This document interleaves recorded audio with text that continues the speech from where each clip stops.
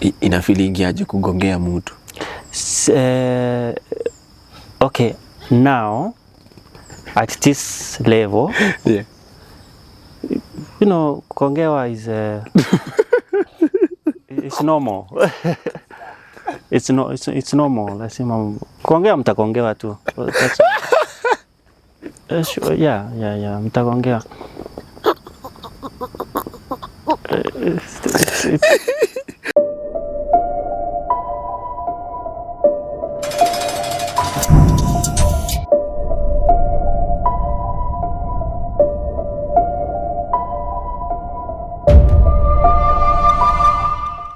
The year is 2023 when the guy we have on set today alijipata into gambling, and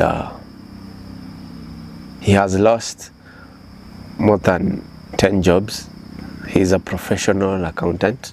His profession is accounting, and he has worked with the who is who and the big businesses that you also see huku. And it's so interesting how he started gambling, but I'm not in a position to tell you how he started. So the guy I'm talking about today is Joshua. Joshua ni atakuwa anatupigia story yake, anaitwa Joshua Gishane. If you're new to this place, my name is John Bogwa, ama mtoto wa Sonko. Welcome back again to another episode hapa hivi to Get TV. And since uko hapa hivi mgeni, make sure you subscribe to the channel. Share this video far and wide with your friends and family. Like the video, manze. Let me give you a second to like the video. Yeah, thank you very much for liking the video. So that thumbs up inasaidianga sana kubonga na the invisible YouTube person mwenye anaitangwa algorithm. Yeah, so thank you very much for liking. And if you have an interesting story and love to share it with the world, these are numbers. Reach out to us. Naitwa Koko Freshi kabisa. And no further ado, Mr. Joshua, mbona watu wamefanya accounting, law, mnapendanga bob here? It's a choice, you know. It's a choice? Yeah, it's a choice. By the give you shy notivo. But yeah, I've never noticed that. But you've never? I've never noticed. No, yeah. I have noticed it for a while. Okay. Like sana millennials, Gen Zs, mnapendanga bob. Yeah, bob. And it's very interesting. Now that I've pointed it out, I know utaanza kwenda ukiangalia. And I can see also picturing out some of your friends. Actually, no, my friends don't have long hair. Okay. Wenye mnuko in the same profession? No, I don't know. I don't know anyone with a long hair. But yangu hii ni 2018 ndio ni retrim last. Good trim. So it's a long hair. Nile ni meipamp. It's a long hair. Ni mrefu? Ni mrefu. Ulikuwa unataka kukua rastaman? This is my I can call my trademark since I finished high school. Okay. Even home they refer me that guy with long hair. Okay. Yeah. Sometimes it turns brown, so anasema yule jamaa kuna brown hair. Okay. Yeah, uko juju. Yeah, sure. Okay. Wow. Karibu sana man. Thank you. Welcome back. Welcome back. Welcome hapa hivi to Get TV. The guys back at home are your family members. Wanaitwa Tuge family. Okay. And I believe pia ni mmoja wetu. Yeah, sure. Yeah, mzee, asante sana. Yeah. Thank you also for giving us this opportunity to have a sitting na wewe. Okay. And maybe one or two people wataweza learn from your story and understand where you're coming from, penye uko, and what you're going through. Yeah, sure. Thank you also for the platform. Yes. I've been watching Tuge for some time. Oh, thank you. And I got inspired by the stories I was seeing. Yes. Not one. So many stories. Yes. So that's why I also thought it's a good thing also to share my story. Maybe somebody will learn about one or two things. True. Yeah, sure. Who's Joshua and where are you from? I'm from Kisii. Kisii wapi?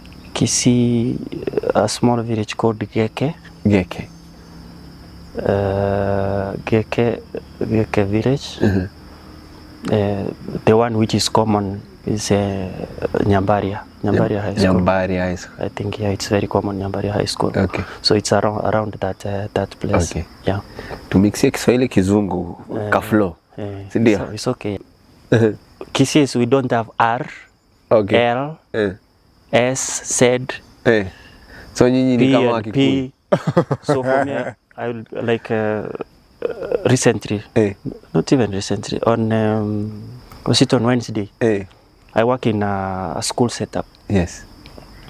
So the kids around grade 1, grade 2, they were in the office. So I was shouting to them, go out and pray. So one of them was is a Muslim. And he said, go out and pray. I meant go out and have fun. Cheza mpira. So pray. Yes. So that R and L we don't have. Kama tu Wakikuyu. Pia sisi R-A ati R. So sometimes I might even nikiongea unaweza fikiria huyu jamaa ameongea Kisii ama nini? So hiyo. Okay. It's because I grew up there. I grew up in Kisii. I was born in Kisii. I grew up in Kisii. Primary. Ulienda shule wapi? Primary?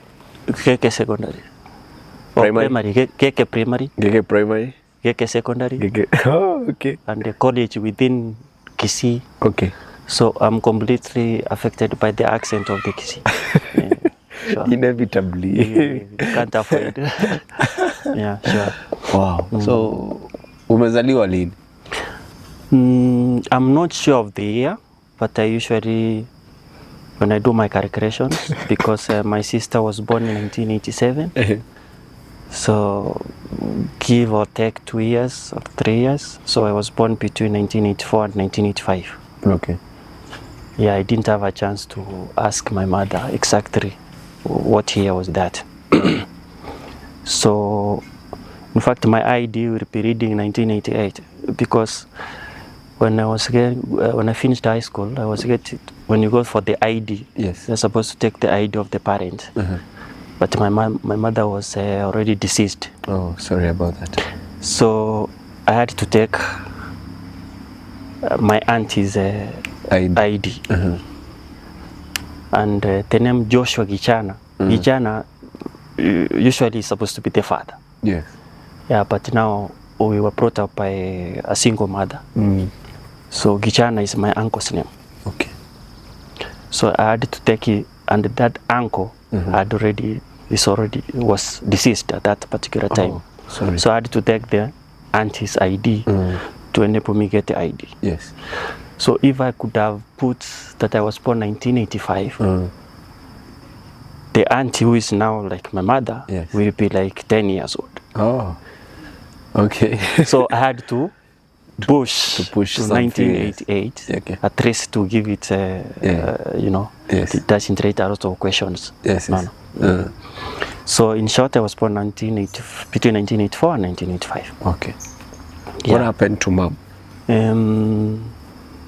My mom died. So she raised as a single mother.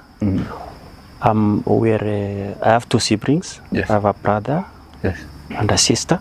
Yes. You're the second born? I'm the firstborn.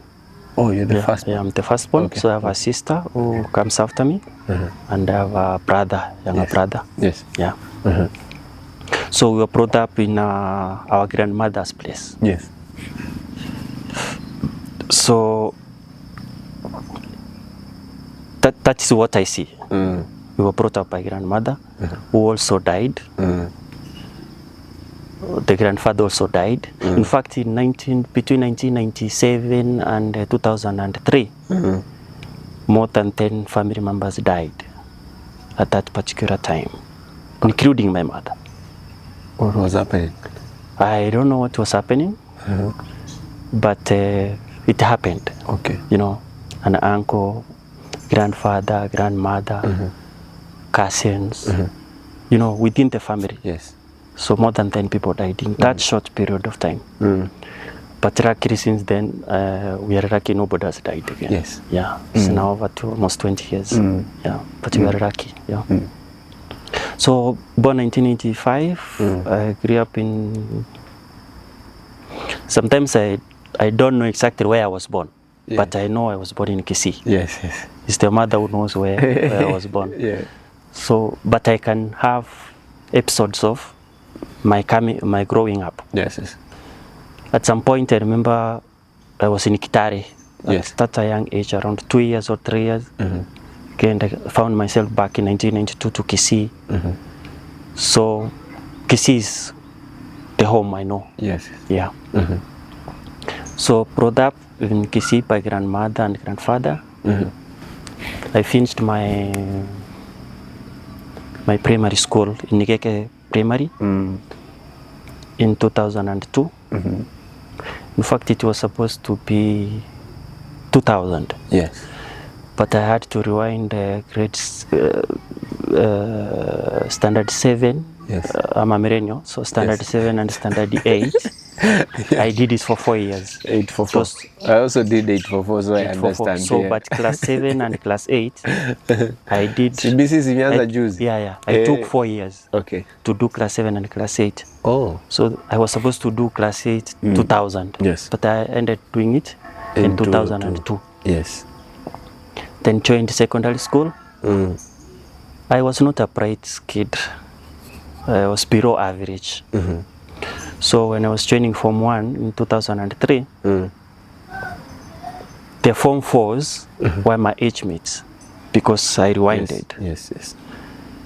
So I was never bullied in secondary. Yeah. Instead, I was doing the bullying now. Because I had the backing of my age mates in Form 4, you know. So ulikuwa na target ma Form 1. My Form 1s. I remember Form 1s and the newcomers. Yes.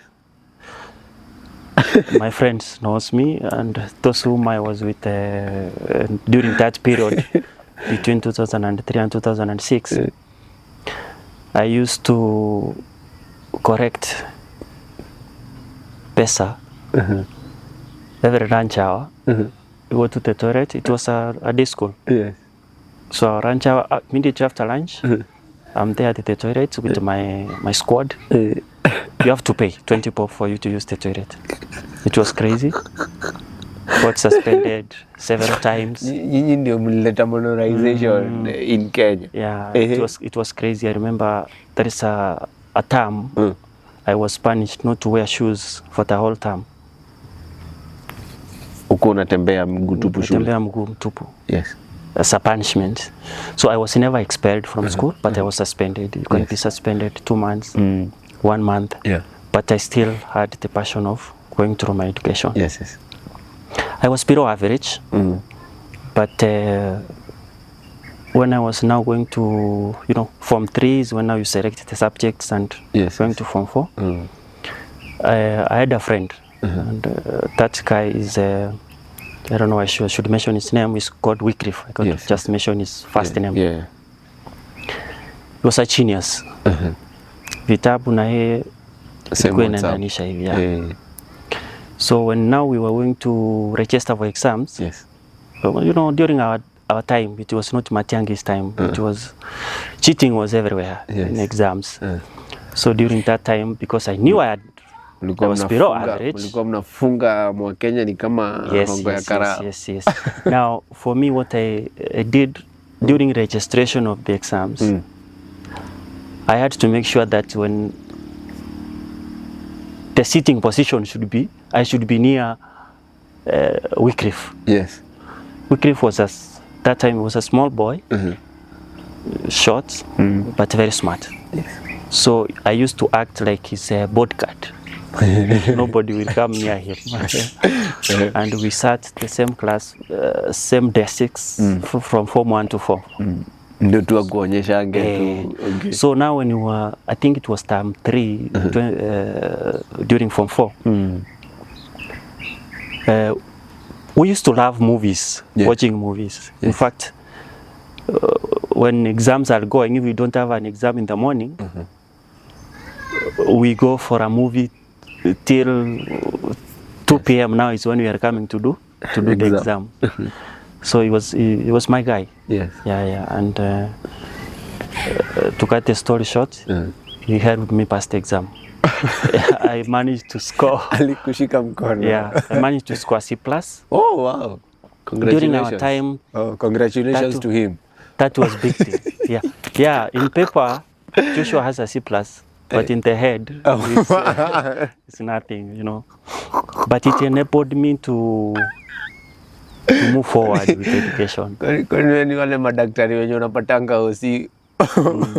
Yes, wamehitimu wamesomea mpaka udoki na wamepewa certificate, lakini ukiwaambia hakuna kitu iko kwa akili. So in paper, C+, but in the head, nothing. But it enabled me to join a college. Okay. So I did my Form 4 in 2006. So, umepass, but unajua hapa hakuna, it's like 20% your effort, yeah, 80% your friends. Yeah, some of your friends. What was going through your mind at that time? Now, what went through my mind when I got a C+, and I was among the best. Yes. There and then I decided that I must make this C+ to be mine going forward. So I joined college in 2008 doing accounts. By that time we used to call it Kenya Accounting Technician Certificate. Nowadays it's called ATC, Accounting Technician Certificate. Yes. So I started from the lowest level because I could not be able to start from CPA. Yes. CPA, you could you had to have a C+, min grade, and C+ in maths and C+ in English. Yes. But for maths I had a C plain, so I had to start from the lowest level. Yes, yes. Certificate. Yeah, certificate. Okay. So that's why I started my CPA, my accounting journey. Yes. 2008. Remember, on paper it's a C+, in the head nothing. So I had to work extra hard in order to make sure that that C+ is mine. Of course, accounting is difficult. Yeah, my sabu mingi. And I had to work extra hard. Of course, I rewinded the second stage. We used to call it Katis 2. I rewinded. But after rewinding... What do you mean by rewinding? Rewinding as in repeating. Kila mtu alienda college hapa. I had to repeat, repeat the section. Yes. Because still I had not turned that C+ to be mine. So I was trying to turn it to be mine. And accounting is difficult. See, kubalance too, pesa. No, it's not the same way you see it. Yeah. I know. I started in 2008. I have friends whom we started together. They have not yet finished. They have not yet finished the CPA. They haven't finished. It's not a walk in the back. Sometimes they say it's rack. Yeah, you can go in and in 2.5 years you're finished. Like me, I was lucky. Yes. But there are some people who are still struggling to finish their CPA. Yeah. And during our time, when you fail one subject, you repeat everything. But nowadays it has been made easier. If you fail one subject, that is the only subject you're going to do. Yes. So I have... so that's why mpaka ulirudianga. Yeah, that's why nilirudianga yote. But after that, they changed the system. Okay. You fail one, that is the one you go back and fail. But you are given a period of around five sittings. After 5 sittings, if you have not passed, you will have to repeat the whole section. Yeah. Okay. Yeah, but for me, I was lucky. Within a span of 2.5 years, I had finished my CPA. Yes. So I finished my CPA section 6. CPA has from section 1 up to section 6. Section 6 is no accounting ahead. Yes. So I finished in 2011. After finishing 2011, of course, there was a lot going through during the college period. Yes. School fees and all that kind of stuff. But I was lucky again. The owner of the college I was in was a chairman of the parcels. The parcel. I'm a Kisi, so sometimes when I say parcels, it might confuse you. But the parcel, this education parcel, which are given by the county government. Okay. Yeah. Bursary. Yeah, that one. Unajua parcel mimi nashangaa. Hey, I told you we don't have Kisii, we don't have P, R and L, S and Z. Bursary. Yeah. Ndio naita parcel. Yeah. So the principal of the college now was the chairman of the bursary. Yeah. The director of the college was the chairman of the bursary. So I went and explained myself to him. Tafadhali ukiona nimepotea unani clarify yeye. Okay. So I went and explained to him. Of course he knew me because one of my uncles was a tutor in that college. Yes. So that uncle supported me the first section. When I failed the second section, akaachana na mimi. Akasema hawezi support. He used to like using the word idiot. You know, For real? Can't support an idiot. An idiot, somebody who doesn't apitishi moto kwa mambo ya masomo. So the director already knew me through him, through my uncle. Yes. But now I had to go and explain to him now. Yani uncle yako ali walk to you akakuambianga you're an idiot if you can't pass this lower section, so what are you? So he stopped supporting me in terms of my education. So when I re-explained to the director of the college, he gave me a chance. He told me, now you can be applying for the bursary now. Yes. You know, I used to apply. And I didn't care whether I got it or I didn't get it because I was in class. Yes. So up to 2011 when I finished my my CPS section 6. Then I moved to, immediately I moved to Mombasa. Yes. Oh. From Kisii to Mombasa. Aje. As in during that time, during our college period, I used to see most of the students who finish college, they end up being employed in Kisii. Either in Kisii supermarkets, Kisii colleges and all that. So for me, my mind was, once I finish, I just want to go far away. Yes. From this place. So cost ulikuwa unaenda kwa nani? Cost, I didn't go voluntarily. Because when I was in college, issues to do with relationships, with ladies, I had not engaged during the period I was growing up to secondary. But now when I went to college, I went into rampage when it comes to ladies. So during that time, I had engaged myself with one of the ladies and married one. Let me be open. It was a married lady. After the husband realized that I was going with the wife, I was wanted by him. So during that time, I remember... The lady was older than you, right? Maybe the same age. What do you mean? Yeah, maybe the same age. The same age. There are those ladies who drop up maybe in standard 8, so they get married and all that kind of stuff. So I remember during that time, I had a friend whom I was the same college with, who had a motorbike. His name was Kevo. So Kevo never used to like mambo ya masomo sana. Yes. But he used to do boda boda. Yes. In fact, boda bodas came to around 2008. Yes. That's when boda bodas zilianza kuingia huko 204. Yeah, 204, but now 208. Yeah. So he had a motorbike. Yes. So I could wake up very early in the morning, around 5, naenda nafanya boda. Okay. Nipate some coins za kusurvive. Yeah.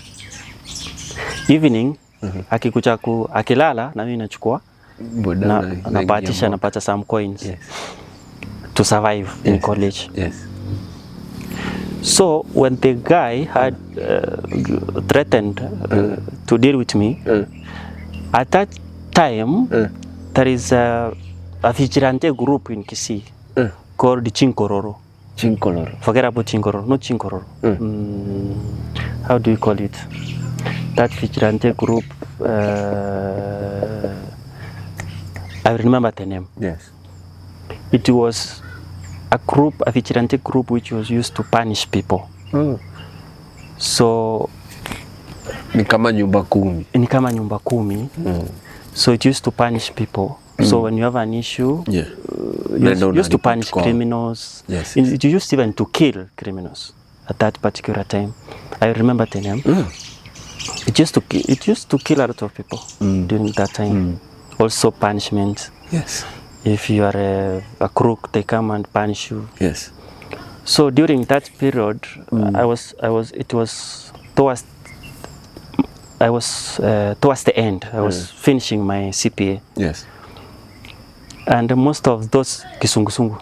The group is called Kisungusungu. Kisungusungu. Yeah. So most of the Kisungusungu group people were boda people. Yes. So one of the boda guy, a friend, came and told me, Joshua, your name has been forwarded, you need to be punished. You are going to somebody's wife. And I had around 2 weeks to do exam then. When I finished my CPA. So those 2 weeks, when he gave me that intelligence, I started dodging around so that I finished my exam. So immediately I finished my exam. During that time in college, we had a merry-go-round. So it coincided that when I'm finishing exam, I was the one to receive the money. Yes. So when I received it was around 8,000 shillings, 8,000. Yes. So I got the money and dashed to Mombasa to run away from the Kisungusungu people. So not to punish me. Udemu ulipatana wapi na mkipatana ilikuwaje? She used to operate on M-Pesa. Okay. M-Pesa. Yeah, that's why I met her. So while in college, you go to M-Pesa to withdraw money, you see a beautiful ready. Lugha mbili tatu. Yeah. Kaitikia. Ulikuwa unajua ameolewa? Yeah, I knew. So hata advance bado ulikuwa unajua? Yeah, I knew. Yeah, even the guy used to come and find me in his house. But he used to know me as a cousin to the lady. So we never suspected anything till later on when we did suspect. As in, you come and find he's my cousin, So you will not have anything in mind to know that he's going with your wife, So he used to know me as a cousin to the lady. Ina feeling aje kugongea mtu? Okay, now at this level, kugongewa is it's normal. It's normal. Lazima kuongea mtagongewa tu. Yeah, mtagongewa.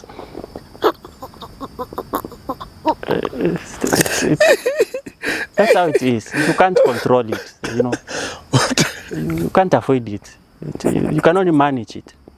But anyway, for me, I'm not married, so hakuna mtu utanigongea nini? I'm not married. So wewe umeamua for life wewe ni kigongi? I'm 41. Do you have kids? I don't have kids. Of course, I know I'm not going to go to heaven. What you utaenda heaven? Kwa nini? I've done so many abortions, So me and heaven, I don't think that I'm going to make it. I don't know. Maybe I might make it or not, but katikati ya Egonga na Murashia unajieka wapi? For me, let me tell you about kugonga. There is a guy, a basketball player. Yes. Called Wilt Chamberlain. Wilt Chamberlain. Yeah. Yes. Wilt Chamberlain. I'm in full Wilton Norman Chamberlain. Yes. He had written a book how he slept with over 20,000 women. So Wilt Chamberlain was like my, inspiration. The guy I was looking forward. I wanted to beat his record. So umefikisha ngapi? By the time I was, by 2023, I had gone over 4,000 women, but this is no disrespect to women. I had Wewe ni goal, uko na goal unataka kutarget. I remember we were doing MIS, Management Information System. There was something we called hit and run. So that's generally what I was doing. You hit and run. So there is a time I could have up to 7 women in a day. Yeah, I was.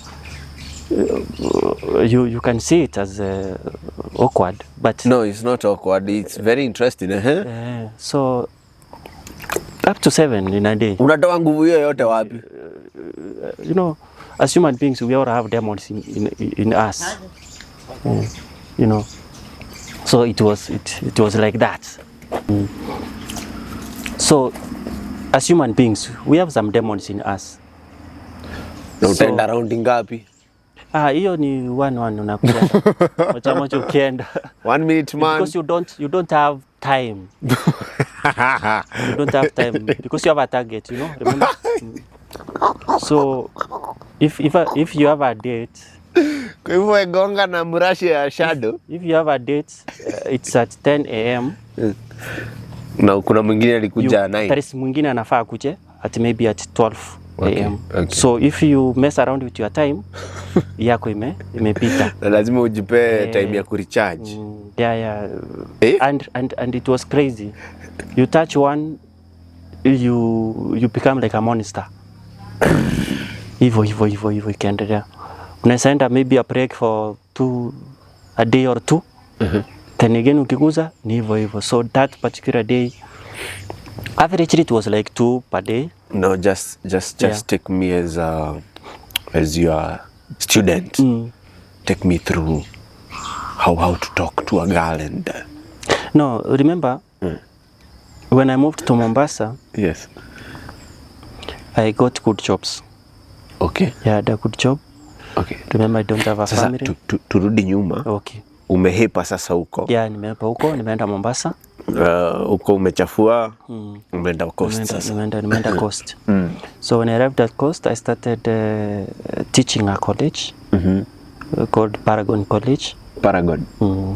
Iko wapi Paragon? Paragon iko opposite Paroda. Yes. Bank of Paroda. Yes. Up around Digo Road. Yes. But currently it's not a college. Okay. The guy transformed it into small business, kuna saloons hapo and so many other stuff. Yes. Yeah, it's I don't think whether it's operating. So that's why I started my teaching profession. So I taught there for 3 months. I was fired. Juu kuongea mpaka mwenye busy. Mpaka wanafunzi, you know, it was crazy. So I was uliongea mpaka mwenye busy. Bibi yake sikumjua. Labda ningemjua basi ingekuwa ni hivyo. But yeah, but that's what happened. So I was fired after 3 months. I moved to another college called the Coast College of Commerce. Now nikafanya for 1 month. Nika resign. Hiyo siku gonga sana. It was 1 month, yeah. Maybe within that 1 month, maybe 6, 7 ladies, you never know. But I was not keeping a record for the same. That specifically hapa nimegonga sita hapana. So ilikuwa ni kugonga tu. So after 1 month I resigned and moved to another company. So mademo akiwa wawili na ni mabeshte utagonga threesome? Threesomes nilikuwa na ngapi? I can remember there are around 7 threesomes. So it is a likelihood, yeah. Yeah, by that time, yeah. So far ni 7. Unataka kuongeza? Mtoto ya ni 7.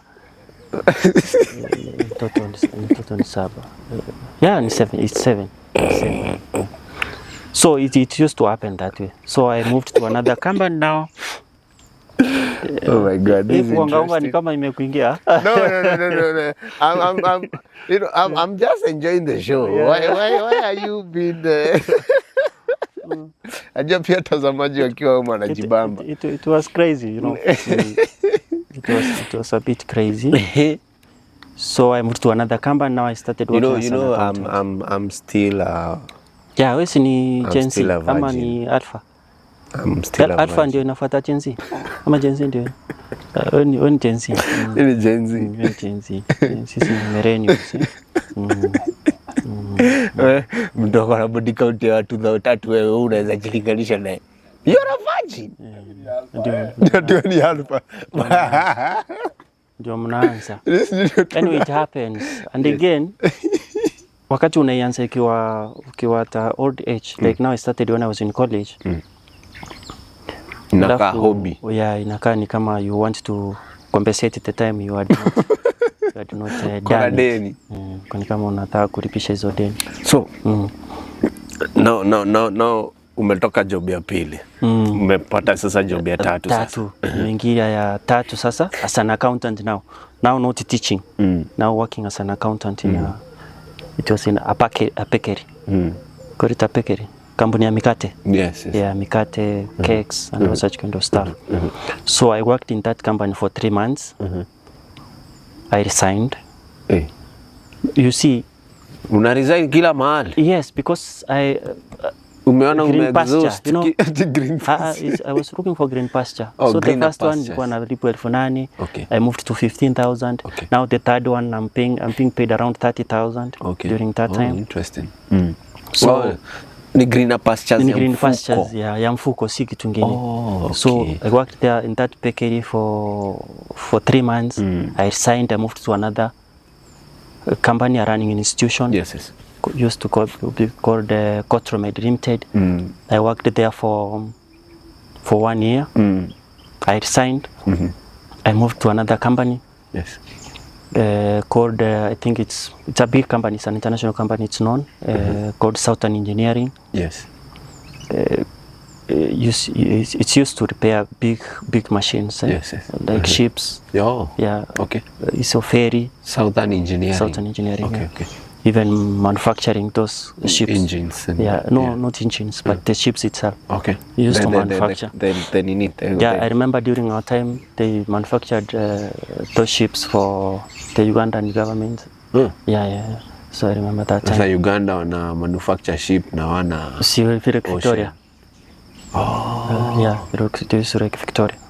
Okay. Yeah. So worked in Southern Engineering that's why I worked for a long time. Yes.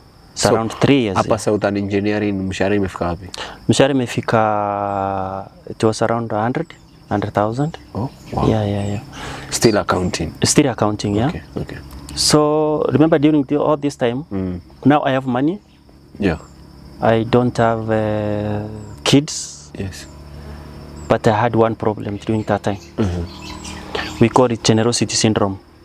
Generosity syndrome. Yeah, as in you overgive, you forget about yourself. Oh, okay. I know one person who died because of that disease called generosity syndrome, was kijana wa Marwa. Oh. You overgive till you forget about yourself. Yes. During that period, niko na mshahara mzuri. I had already engaged in business. Yes. I was doing mtumba. Okay. Mtumba, what is funny, mtumba I was in partnership with my ex, one of my ex. So uliona rematch? No. She already knew me that mimi ni mtu wa kupenda wanawake. So we had a break. So she was my ex. She was married already now at that time.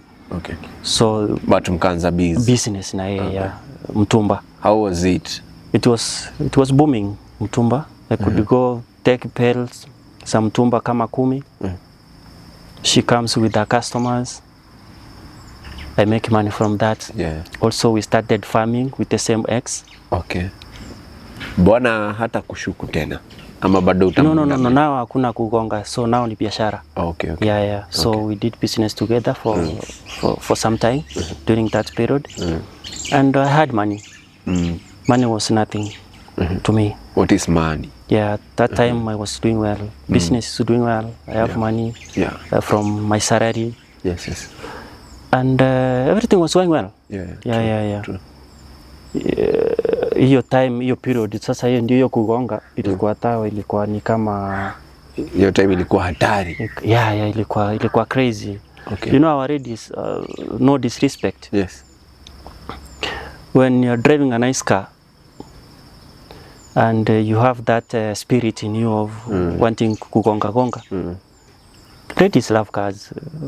Let nobody lie to you. Oh. Yeah, when you have a car, it's just, you know, and during that time I'd devised a strategy. Because I've seen women, I've heard them. Yes. So nothing for me to come and beg you. So for me is to give you my business card. Yes. The business card is not for accounting stuff, no. It's for personal stuff. Personal you know? stuff. So I give you my business card, you call me. I don't care when you will call me. Even if you call me after 5 years, if that is when you have a break with your boyfriend or your husband, I don't have a problem. Because my agenda was to hit and run. Yes. Yeah, that is it. So per day ulikuwa unapeana business cards ngapi? Several, because you know my target. Yes. My target was to beat with champion 20,000. So it was a rampage. Yeah, it was a rampage. Could give? I can't even count how many cards I was giving. I remember one of my guy who had a cyber. He's the one who used to print for me this business card. Yes. It's called Charles. I was about to ask about that dude. yeah, it's called Charles. He used to print for me those business cards, very regular. Yes. In a week I can go 2-3 times. Na kuprintia kale kapak. Kanini. Yeah. Yeah, simple one. Just a simple one, not complicated. Okay. And also when you give a business card, you know, and you are driving, people tend to take think, you serious. This guy is good. Yes. You know. And again, when it comes to ladies, they don't want complications. No. Yeah, no complications. Just say, hi, this is my business card. Call me when you feel free. No. After making a call, can I come and pick you? During that time, Uber sikuwa sana. Uber sikuwa sana. Hiyo 2013 to 2015, Uber sikuwa sana. So take my business card, you call me after 5 days, 1 day, same day, 5 years later, I never used to mind. Yeah. So because my target was to hit 20,000. So during that period in Southern Engineering, I had one of my assistants, let me call it that way. Yes. So we started going out with that one of my assistants, who is now my ex. Yes. She's Tena uligonga pia PA. PA now, it was like a dating rampage now. For her, it's the longest date I've had. Ilikuwa ya siku ngapi? Ilikuwa ni almost 3 years. Oh, wow. Yeah, it was almost 3 years, but still during those 3 years, we never used to stay together. Yes. Anakaa kwake, mimi nakaa kwangu. So the reason as to why it lasts that long, it's because we are working in the same company. She's like my assistant. Tunakosana hapa, tukienda nyumbani, we are going together. Tunakosana during the weekend, tukikucha kazi, we are working together. Yes. And again, she used to blackmail me. if I do something stupid, that I report to HR, you know, such kind of stuff. So that's why it took longest. But again, during that time of dating is when the number skyrocketed. Yeah. During that time of 3 years is when the number skyrocketed. Because I could leave her in the office, niende nifanye mambo yangu alafu nirudi. Niende naenda lunch. Leo went lunch, okay, naenda lunch. Niende nifanye mambo yangu alafu nirudi. Rakiri nimeona yenyewe hata kukulinganisha na Gonga ama Murashia. Ni kukutarao. Pole. Yeah, Murashia ni kubahatisha. Anyway, so it's during that time the numbers skyrocketed. 2017 nikaanguka maisha, biashara ikaanguka, job ikaisha. So I was brought into my knees. Kauza gari zenye nilikuwa nazo. By that time nilikuwa na Honda Civic ya Brook ABJ. alafu nilikuwa na Propox, alafu nilikuwa na Kawing Road. So I had to sell all of them because I was in the house for a whole year without a job. Not that I don't have papers, but they have papers. I have done, I'm a certified public accountant, I'm a certified forensic investigator. I've done so many other courses, like I've done human rights with Amnesty International. Okay. I've done food nutrition. Yes. I've done caregiving. I've done project management diploma. I've done diploma in psychology and human behavior. Yes. I've done certificate in Six Sigma. That is a management course. Six Sigma. Yeah, Six Sigma. What is that about? Six Sigma is a management course on risk management. Yeah, it's just a short course on risk management. Yes. So I've done, I think I have around 14 in total, 14 certificates and diplomas. Okay. Yeah. Wow. Remember, I was an under average student. Below average. But now when I was in college, after repeating, remember I said ile ya kwanza wakati ni repeat. Yes. Ni kama some nuts zilifunguka somewhere. So I become bright. My college mates, they knew me, who knew me during that time. They knew I had only one exercise book for all the units. Yeah, I can mention some of them. Professor, we used to call each other Professor. There is Professor Masanta. Davis Masanta is in US now. Oh, okay. I have another professor called Peter Schmeichel. Our relationship ended in a bad way because of I borrowed money from him and I was not able to refund. Yeah. But we are still friends. Okay. I have another one called Reverend Shadrach Kanuri. He's a good guy also. I had borrowed money from him. I've never been able to refund. But these are friends whom when I was doing good, we were supporting each other. When they needed my help, yes, and I had the money, yeah, I could come through. We have other professors. Professor Osea is another good friend. He's in Mombasa. He's an auditor. And so many others. Ni nini li happen biz ikakamika flop and job uko ikaisha? Yeah, business iliisha. You know, sometimes when you have a business and you have put people there and you are maybe working and you have a good job, you are earning good money. Yes. Sometimes you don't take interest into business. Wewe umeachia tu watu wanafanya nini? Wanalan. Business kama ya mtumba, yes. When I was doing it, I used to have people who were in charge of my shops. Yes. So remember, I'm working and I'm earning good money in the job I was working. Yeah. So the business nimeachia wale. So for me, I go get the stock na waachia. Kumbe pia wamekaa wachanja. Yes. They have known where I'm getting my stock from. So na enda 3-4 months I've not visited that shop. No way. Yeah. Because of what? I'm moving. Natembea mara Tanzania, mara Cameroon. You know, umeachia watu business, learn. You've been an accountant, you know that is very risky. Accountants we are the most which term can I use? We don't know how to manage our money. We can manage your money, but yako wewe mwenyewe. Yako mwenyewe you can't manage. I have a friend of mine who is an accountant and also helps people in investing money. But anamuulize ama akona savings. Anashanga, what is that? Accountants, we are good in managing people's money, but not our own money. Why? That's how it is. It's natural. That's how it is. I don't know why it is like that. It is natural. Go see all the accountants. They don't know how to manage their money, but they can manage most very nicely them. your money. Yeah. Like a big number. Let's say 80%. 80% and above. They can manage your money very nicely, but their own money, not able to manage. That's how it is. It is It's by default like that.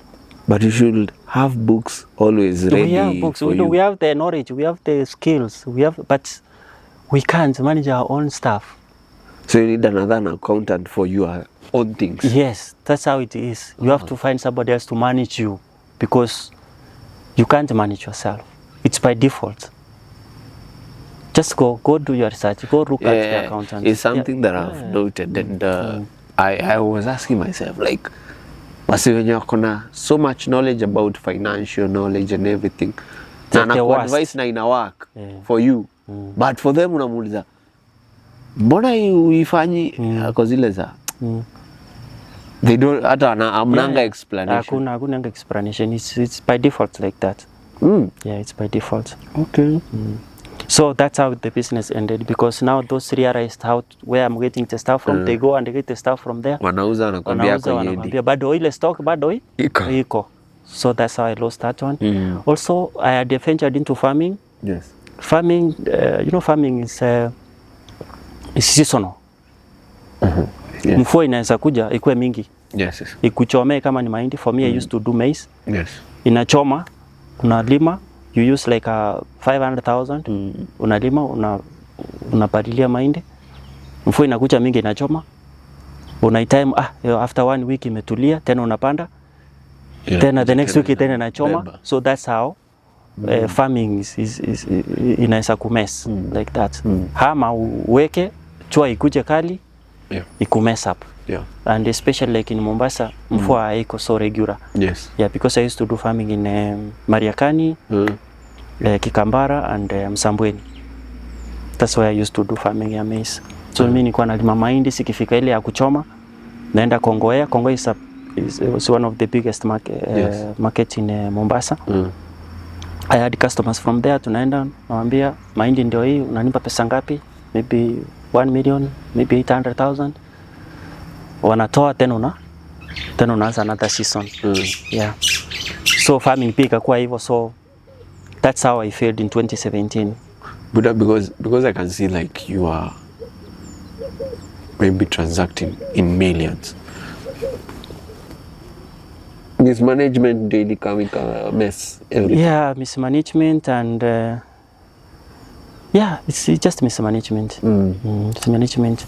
And now when you come and you have no job and you sometimes people say I'm in depression. When you are in depression, you can't know that you are in depression. I can know that you are in depression, but you as a person, you will not say that I'm depressed. Niko depressed. You no. You cannot diagnose yourself. People will know that ule jamaa yuko sawa. Umeanza ku isolate nini vitu kama hizo. Alafu kuna ile unasemanga 5 steps of grief. Yes. Which usually sometimes don't follow each other's sequentially. Inaweza ruka. So ruka kulingana na also the situation yuko now. Maybe I was in denial for some time. Baadaye una accept later. But things are on our scenario. So wakati umetoka kwa hiyo depression ndio unakuja kujua kumbe nilikuwa depressed. Okay. But when you are in that situation, you will not know. Here you will find yourself, you don't want to be with people. Like me, I was in the house for almost a year without engaging with people. A full year. So that's why all my savings and everything ikaishia hapo. Because now remember you are paying rent of more than 12,000. You are eating, you are going, having fun. You don't have a job, you don't have a business. So mwaka mzima bado unaongea. Uta detox? Bado ilikuwa. Kugonga bado ilikuwa. Mimi nadhani hii mwaka mzima uko nyumbani na detox. No, bado ilikuwa. Ilikuwa. Because still the target was in the head. Yes, the target was in the head. So after 20 So you had a wrong goal in life. So after 2017 my ex now yule mwenye PA yangu sasa yule mwenye nilikuwa na in that company around October. Akaniambia, Joshua, now if you are not going to make it official, I think I have to move on. Now we came into an agreement. Remember, pesa ilishanga karibu August hapo. Na hii ni October. Na huyu msichana ndiye amekuwa kama ni chakula, kama ni rent, yeye ndiye anafanya nini? Ndiye anasimamia.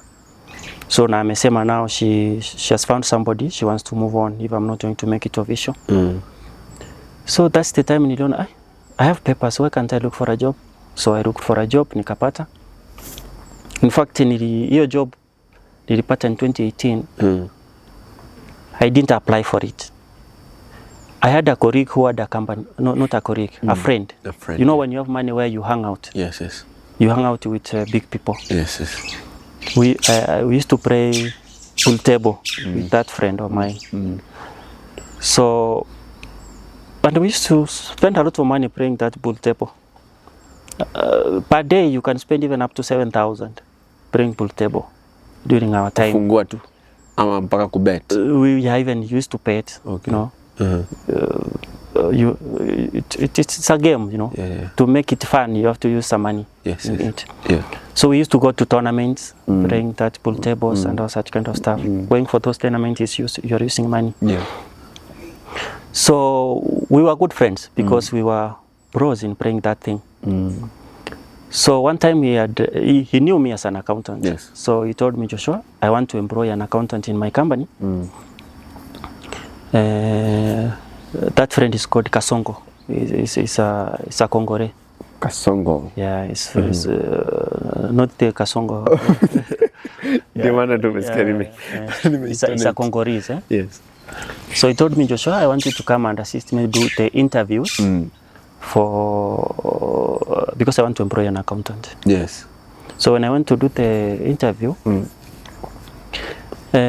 among the people we carried the interviews with, nobody qualified for that job because the company was running manually, as in kienyeji.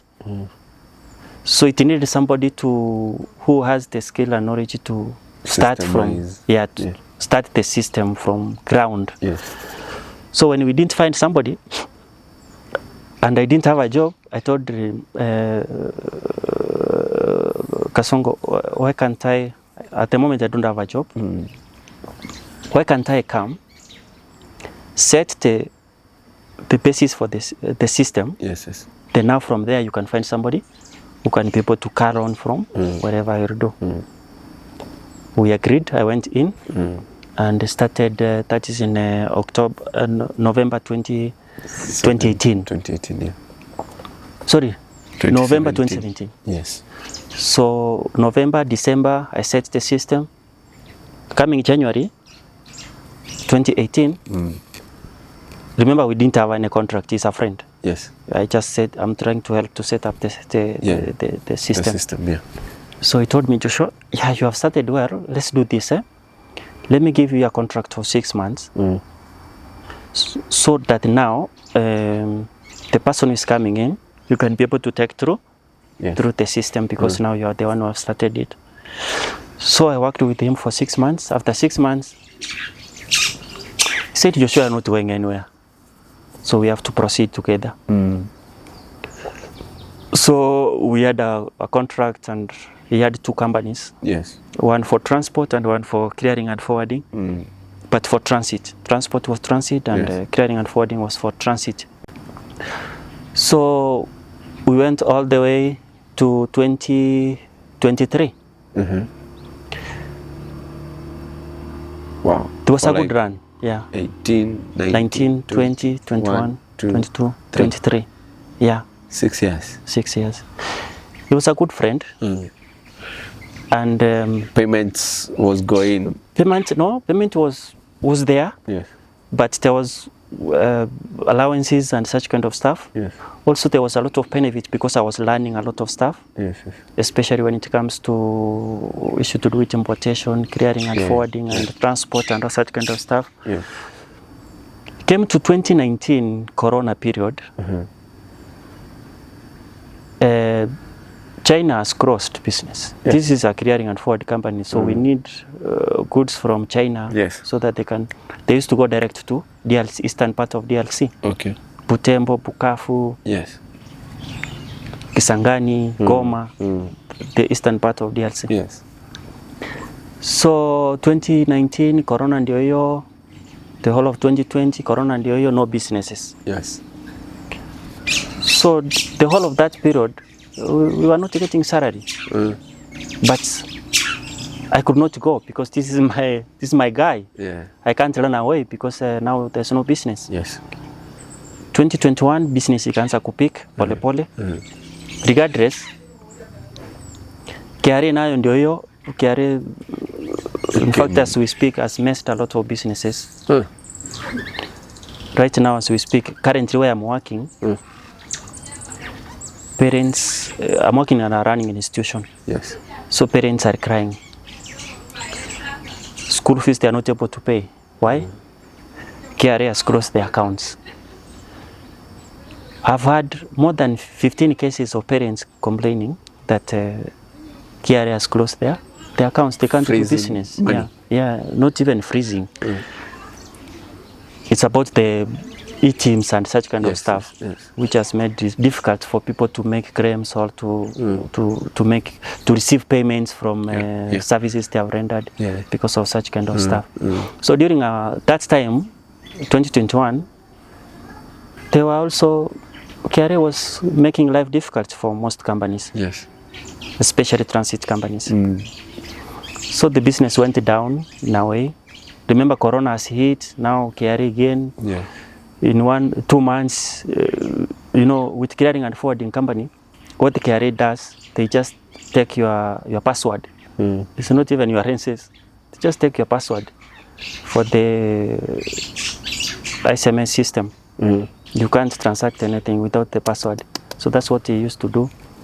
3 months, you don't have the password. The next month, you are given for 1 month. Again, they take. So the business was struggling. Yeah. But it peaked at some time in 2022, 2023, beginning of 2023. Something happened. We had a fallout with my friend. Not him, but one of the clients. Yes. I had an issue with the clients, so we had a fallout. So again, in 2023, again I lost the job. So I became jobless, which led in 2023 to 2024, October there. I had one of the girlfriends. She also blackmailed me because now I didn't have a job and I was struggling. So she blackmailed me. If you are not going to make it formal, I want to move forward. The same thing which happened in 2017. So what happened in 2017 after you were told either unioe ama niende? So ilibidi sasa nitakuwa aje, sina anything, I have nothing. Where are we going to start from? Sio kuachana na yeye, we came into an agreement. Hakunanga agreement when it comes to a relationship. Aka move forward. This just ati kuna mali ati tuliachana ina mutual it was mutual because let me surprise you, all the excess, the 4,000 and something, we are good friends. We are very good friends. Cheki. Kuna mahali umewaandika wote taune? No. Sasa hakuna mahali, hakuna record nimekeep in terms of like huyu ndio huyu. But at some point you get a call. You sure you remember me? So we still have a rapport. We are good friends up to this level. Rematch? No, at the moment. No, right now. Like my location was Mombasa. Now I'm in Nairobi. So those rematches, so ni expense, unajua ku. So Naivasha, so Mombasa kuna hope. Mombasa, let me tell you, I used to went to joke with my friends when they come from Nairobi when I'm hosting them. I used to tell them, when you go to the streets of Mombasa and you find a lady with a big ass, there is a likelihood that I've Mombasa it's a small city, No hope. It's a small city. And again, in fact, na venye Mori hapa anapenda big nyash. Sasa hiyo ndio tulikuwa tunapenda. Sometimes I used to say, if you have a big... Tafadhali rudi Mombasa, toka Nairobi. There are two things. Toka Nairobi. You either have a big ass all you have big boobs. If you have the two of them, it's an added advantage. Of course, it's rare to find one with both. I don't know whether you have seen that. One can have the behind, the back, Lakini ana boobs. but ana ama akona hapo alafu nyuma akona. You understand? So it happens like that.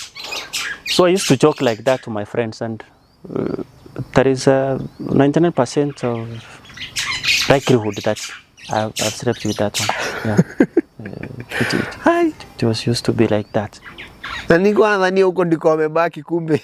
No, you know, the advantage with a city like Mombasa.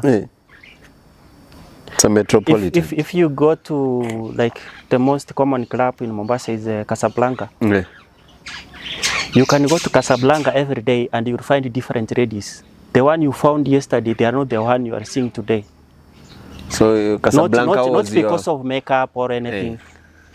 It's like everybody has his own day. Is coming there. So your fishing place ilikuwa Casablanca. It's the biggest club in Mombasa. So sometimes they say if you have gone to Mombasa and you have not gone to Casablanca, well, Mombasa. And even the number, let me tell you, the number skyrocketed to 4,000 because of what? Let me use the past tense. I had spent more money to do HIV tests. Like a third of the money I had was just for HIV tests. And the reason why the number was going fast, I don't repeat. It's hit and run, not looking back. Because if I look back again, I'm going to do HIV test with you before. Oh, by the way, I'm HIV negative, so should not be worried with maybe I'm positive or not. I'm HIV negative because I was scared of the hit and run. Every day I used to sleep, I used to have an HIV test with. So I didn't care whether that grace period or whatever. So long as you're negative, I'm good to go. Now, what they were negative?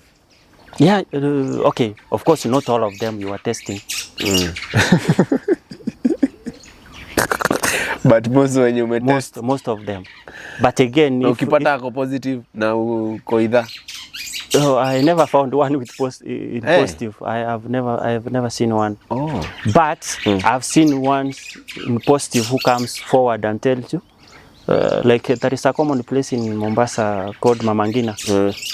Mamangina is like a kama Uhuru Park. Yeah. So that's why you go and pick ladies if you want to go and pick ladies. So I remember several incidents. You find a lady and she tells you, Joshua, I'm positive. Are you comfortable with that? Unahepa. Auhepi hivyo kienyeji. So you know. Nitakutoka mbio. You say no. There is no issue. Huh? There is no issue. There is no issue. Yeah, being positive is. Kuna watu tunajua wameishi for more than 20 years positive. Right? Oh, you take that as a. Yeah, and again you can't just say no. Kienyeji hivyo. So you just engage the lady. What you are avoiding is to sleep with her. Yeah. But you are still friends. You meet and you have coffee or alcohol. For me, I don't take alcohol. Yeah. I've had money, but I've never taken alcohol. Ever. Never. I remember when we were in secondary school, colleagues, friends, used to be told you bring water, drinking water. Yeah. Some utaona ni maji lakini niko na kitu ndani. Yeah. So I've never taken alcohol in my miserable life. I've never taken alcohol. So ulikuwa unapimia? I've spent more money buying alcohol for people, but myself I've never taken alcohol. So ni wale watu wenye wakiingia klabu uone boy pale hivyo amelalisha unapita. Yes. So yes. Hiyo sasa ndio hiyo sasa unaona. And again, it doesn't mean that. Ndio maana watu wakunywangi pombe wakiwa klabu wanaogopa wangu na wanaume. Unasikianga akiambiwa, ndio mnatrekea mabibi zetu huko, toka hapa. So I used to go to clubs. Did you get that kind of discrimination? Iko mpaka wengine wanakuambia kuletea, you are in a club but they want to bring you tea and bread. Mletee chai na mkate. Ndio in a club. So it happens, you know. And I remember we used to be in clubs, especially friends from Nairobi. Ama in Mombasa wanasema watu kutoka bara. When they come, we can be in clubs the whole night. Yeah. You know, changing from one club to another. Mombasa is a place of fun. Yes. You know. So, but I never took alcohol, and I've never taken alcohol, and I don't have a plan of taking alcohol. Yeah, I have enough shit to handle. Yeah. Yeah. True. So not alcohol. Though sometimes I feel like ukikunywa ungekuwa sasa ushadedi. Sometimes I feel like heri ningekuwa nakunywa. Because unajua ukienda kukunywa at least unakunywa hauwezi kunywa grade mzima ya pia. Si utakuwa umelewa. Hiyo maisha. So we'll do at least in a control. You will wish a drinking problem than the problems you have. Yeah. It's better you drink. What makes you think that the problem that you are not suffering from is better than the problems you're going through? Because the one I'm going through, you completely don't have control.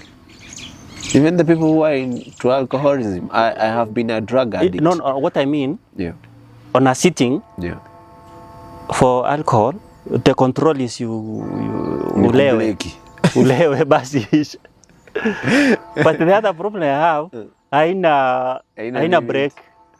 No. I've been a drug addict, and this is my 10th year free. Yeah, free. That's big. Yeah, that's big, man.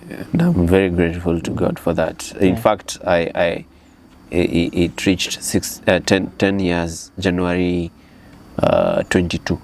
Oh, that's great. Yeah, and from also sitting down with people struggling with any kind of addiction, may it be crime or any other type of addiction, I mirror what they are going through. Yeah. Because I've been through it, and the same problems that you're going through, the same challenges you're going through mentally, because sana addictions will affect them mentally. Yeah, mentally. The same challenges you're going through, they're the same challenges the addicts are going through. Any other type of addict are going through. Yeah, of course, I know that, and I'm not saying that. And I know you have done psychology. And I'm not saying that. I'm not glorifying addiction for drugs. Yeah. But I was just doing a comparison. Yeah. Because the other one can break you down and you stop.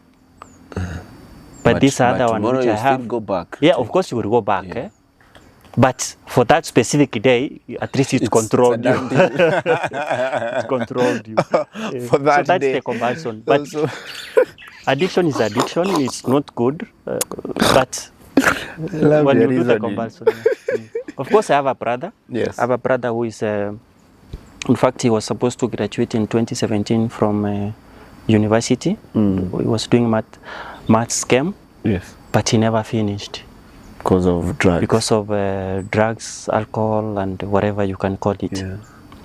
Sometimes, in fact, when I realized that, I had made arrangement for him, because I have some friends in US. And unfortunately, friends who are in US, they will not help you with money. No. They cannot help you with a way forward. Yeah. So he had given me a link to which you could apply for scholarships in US. Yes. And I had done so for my brother. So when he was called to go to the embassy for an interview, he said, that's around 2021. He said, hakuna kazi ya kufanya. So I was shocked, like, this is going to US and useme hapa Kenya uko na kazi. What do you mean? But later I realized that it's because he had not graduated, he didn't have the papers. So when doing a ground check, and I realized it's because of drugs. So in 2021, I took him back to university. Not directly, because maybe that's another story I can give about my relationship with my family. I took him to university through a proxy with my uncle. because that opportunity of going to US for a scholarship was still there. Yes. In fact, it is there up to today. Up to date. Because the process is there, the rink is there. So we spent so much money for him to take him back to university. December 2022, when he was supposed to do exam and graduate so that they can proceed with the program. Yeah. I had sent my uncle some money, you know, when they have exams, that is the upkeep money. Yeah. And he had given to him and told him, now you can go back to the university. The university is not far from home. Yes. And once you reach, let me know that you have reached in the university because tomorrow is exams. So when the boy has not called my uncle to tell him amefika, my uncle decided to call him. Yes. Wakati anampigia simu, jamaa anaongea Kikisii as in is in a group of Kisiis. The university is not in Kisii. The university is in Kericho there. Yeah. So definitely this group of Kisiis, it means you are not in the university. Yeah. My uncle did what he did. He sent a boda guy. Can you go to that place and see if Amos is there? Or my brother is called Amos. When he reached there, alipata wako ni pombe. Wako tipsy. Even the money he had been given ni pombe. So he never went to do the exam. So hiyo ikaisha hivyo. So that's 2022. So I know if it's anything to do with alcohol, I understand. Most of my uncles are alcoholics. No? So I've seen what alcohol can do. So I would not recommend anybody to take alcohol. So my compulsion was just let me shorten it to per day. Yes. The control you can do per day. But ikisha kuingia. Any addiction ikisha kuingia. And again, I don't know if you have realized. In fact, I found a rehabilitation center, which I'm willing to go. But what scares me is I've seen several people, prominent people, let me call it that way, who are taken to those rehabilitation centers. They finish the period. When they come out, you hear some of them have killed themselves. Yeah. Some of them have relapsed back. So I'm also scared. Maybe I'll go there for 3 months or 6 months. Again, when I come back, I kill myself or something else happens. Yeah. So I've not, maybe I'll go and do research on what happens on such kind of scenarios. Because give me a minute. Yeah. What normally happens. Okay. Yeah.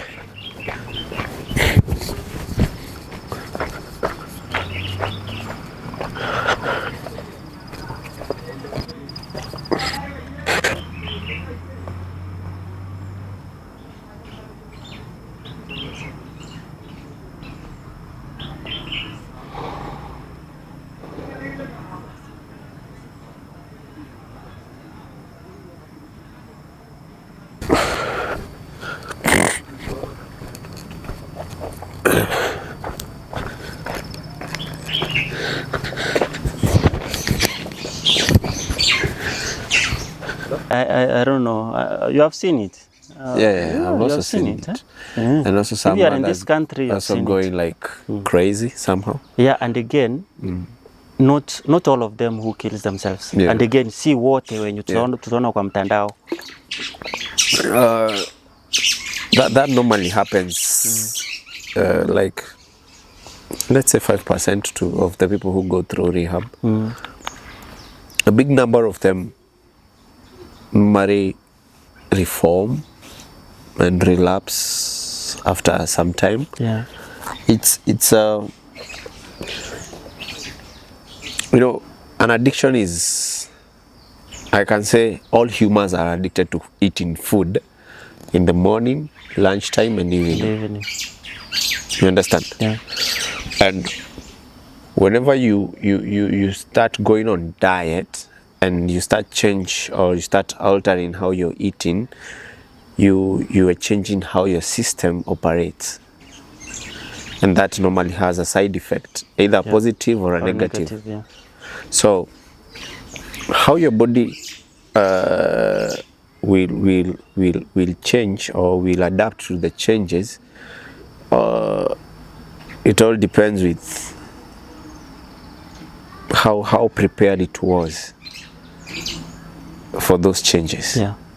And the reason why so many people relapse is because, number one, their faith was ilikuwa na wasiwasi. Yeah. Because when change, sana when it comes to changing any kind of behavioral change, you have to believe not only in yourself but also in God. Yeah. Number two thing, you also need to be prepared psychologically.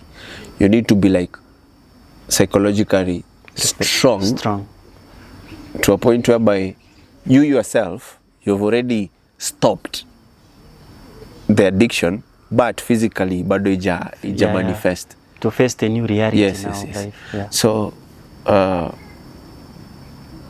and so many people go to the rehab as an idea or something else they should try out,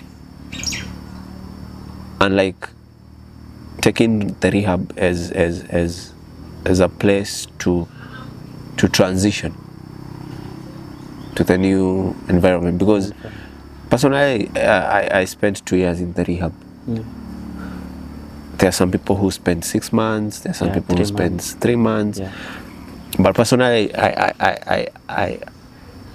I took 2 years because I knew I was so deep into it to a point whereby mi ndio nilikuwa natibu wagonjwa.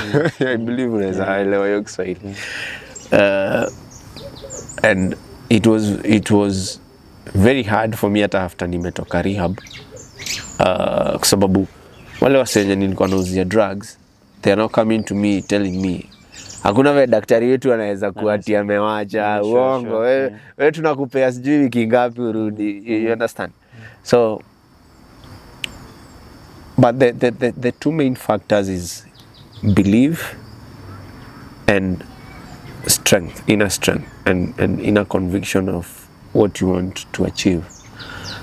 And I've also seen people through the rehabilitation system where I was in the rehab, and I've faced these two kind of people. Mwenye atatoka aende ajimade na mwenye atatoka aende akiwa sawa. Yes. Yeah. And the difference between these two people is mwenye atatoka aende ajimade, number one, to a certain extent, this was not his idea. Alikuwa forced. To a certain extent. Alikuwa pushed. Yes. Yeah. Number two, juu bado psychologically he wasn't ready for this. Ataenda ajipate na kitu inakuanga tu, it's something psychological, it's a shock inakujanga psychologically. Unapata 1 and 2 are not making sense to him. And since amekuwa exposed to an environment yenye inamuonyesha possibility ya kuacha hii kitu, but hajaonyeshwa how to, so the pain ya relapse ndio inamkula inside, and the family back at home haijui kuhandle msee yako kwa relapse. You understand? Yeah, sure. So unapata since yeye alikuanga na hiyo heart, maybe pia yeye mwenyewe anataka kuacha but hajui aje, but huku hivi anapewa pressure na family. Ako in a conflict of himself and the people with wenye na delay. Na sana wase wenye huenda kujimada ni wase walikuanga induced kutrigger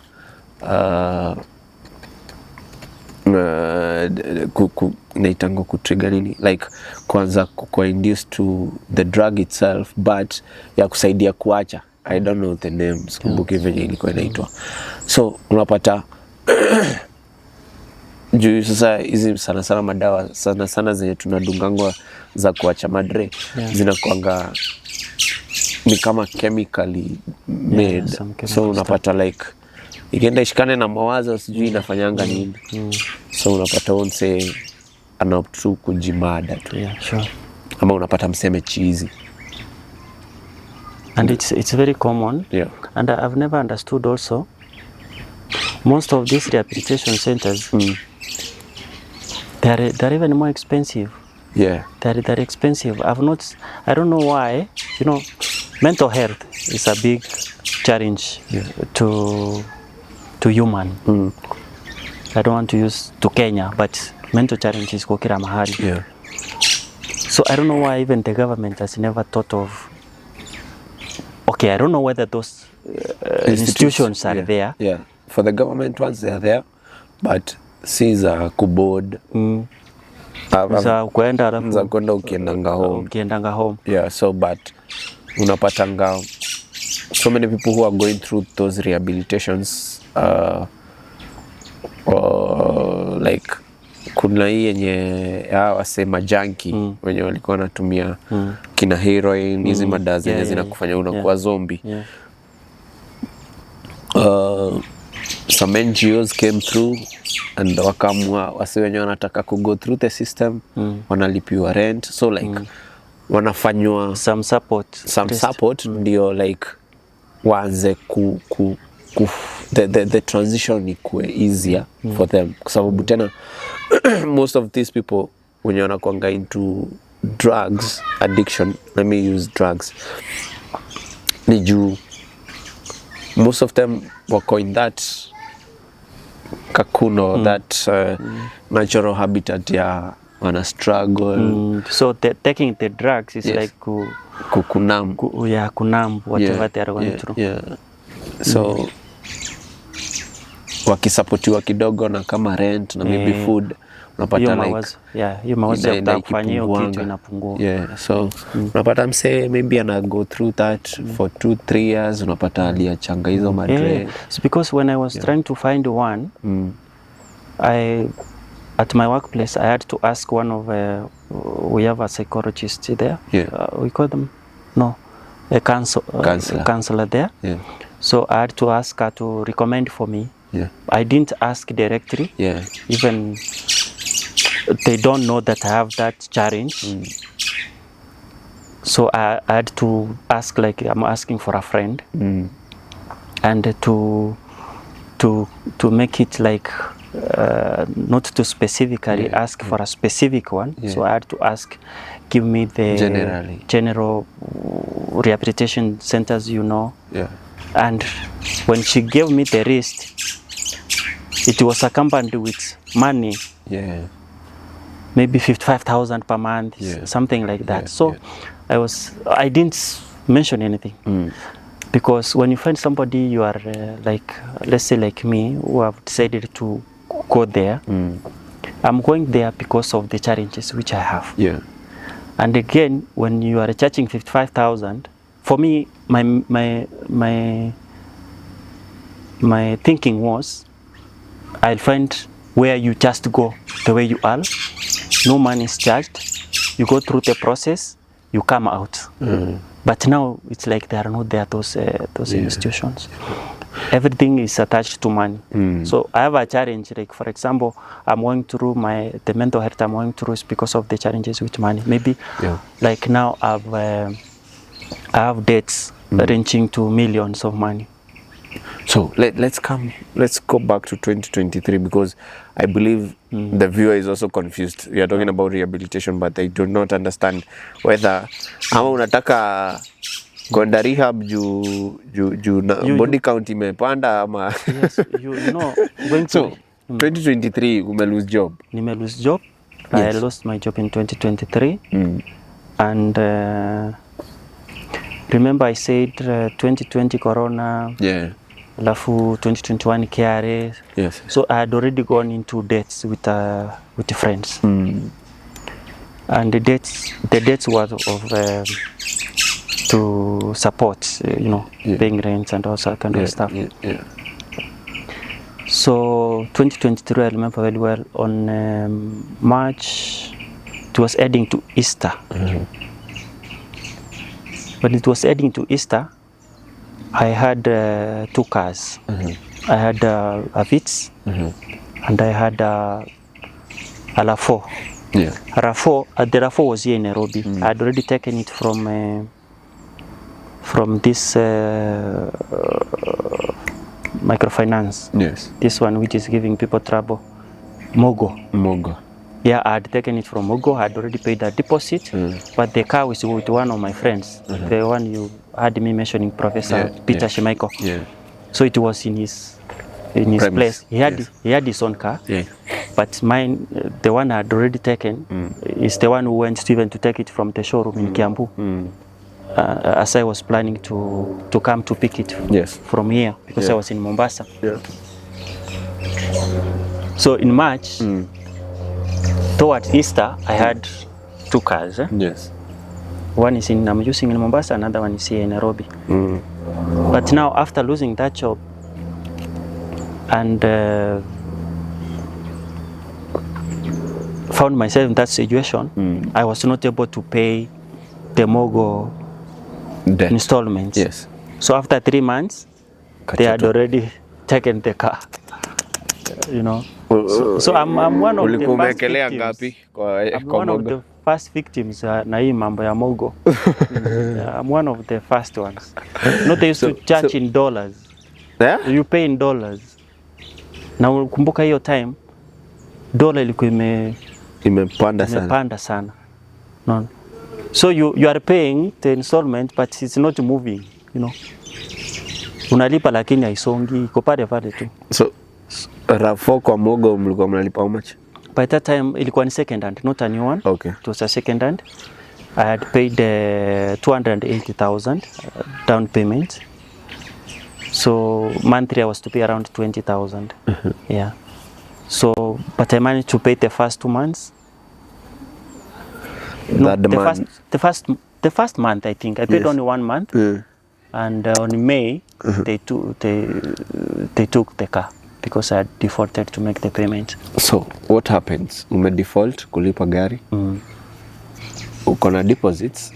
Yeah. Now 1 month installments. What they do, yes. you have paid the deposit, you have paid some installments, you have defaulted, they come for the car. Now they give you conditions. You will have to pay the towing fee. You have to pay the parking fee. So once when they do the calculations, you know, even if they sell it, they are going to sell and less than what they are going to charge you. So sometimes you let it go. That's how it is. Ile si wanafaa wakisha repossess, they sell, and I don't know what they are supposed to give you the extra. But now what they do, they come up with a lot of costs. Expenses. Yes. Parking, swinging, lawyer, swinging. So you end up finding yourself like you are supposed to pay them again. Yes, yes. You know, you're supposed to pay them and they have already taken the car. No. Yani wanataka tena ulipe. Wamechukua gari tena wanataka uongezee pesa. Kulingana na zile calculations. So they'll make sure calculations zao ziko juu. Yeah. What you had given what you had already given and what you have paid and you have lost the car. So when they tell you are supposed to add us, si unaacha na tunayo unaenda nayo hivyo. So 2023 ndio hiyo, hakuna kazi, kasukumana. Going to a lot of debts. And 2023, after losing my job, I've lost everything. How did I lose everything? Because I just wrote a job, I have 2 cars. Yes. Okay, one has gone because I'm unable to pay for... Why did you need a second car, bro? No, I wanted to sell this one, the small one I was having, the Vitz, so that I can take over the upgrade to the loophole. Una upgrade na loan? Na uko na gari hapo? No. You see, the idea was, I had some money.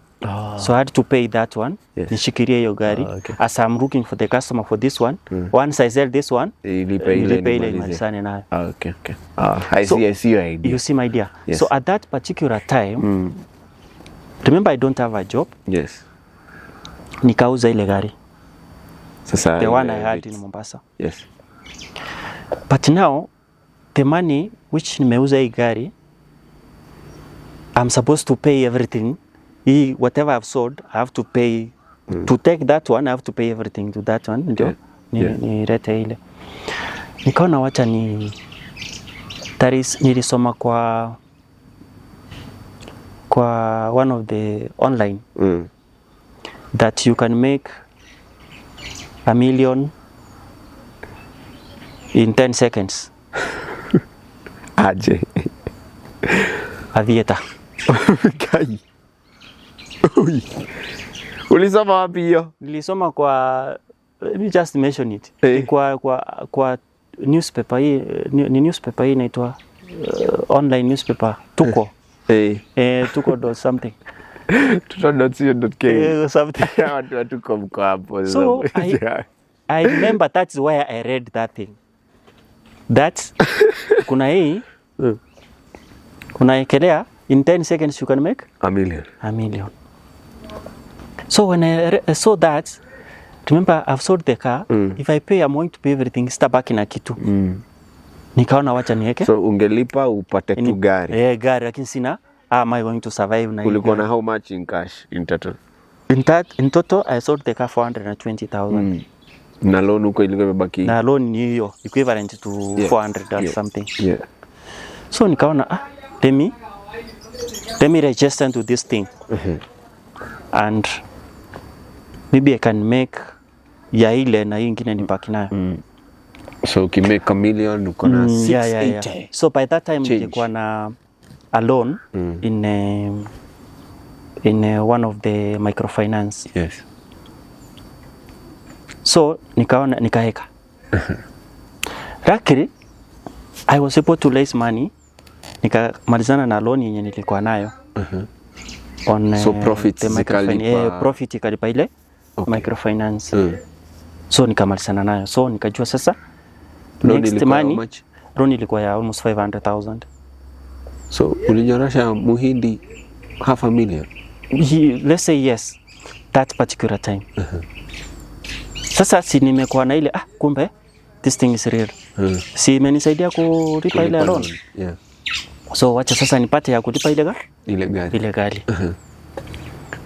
So nimekuwa sasa na how can I put it? So ile stake nilikuwa naeka kunifanya nipate ile 500 ya kulipa ile loan. So nikaona now kuna ile grid. So nataka ni make haraka hii nimalizane na ile. Yeah. Kaeka. So stake hiyo time ulikuwa unaekelea how much? By that time ile platform nilikuwa natumia maximum ilikuwa 3,000. Yes. By that time your platform. So maximum 3,000. So you could put 3,000. Nowadays wameiweka mpaka unaweka mara mbili huku na huku. So by that time your platform ilikuwa ni one side only. Yes. So ilikuwa 3,000.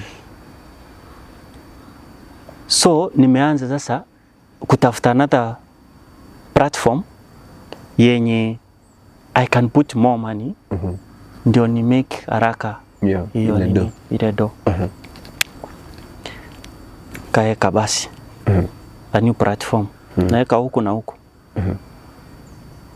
Within less than 20 minutes I've lost all the 400,000 which I had.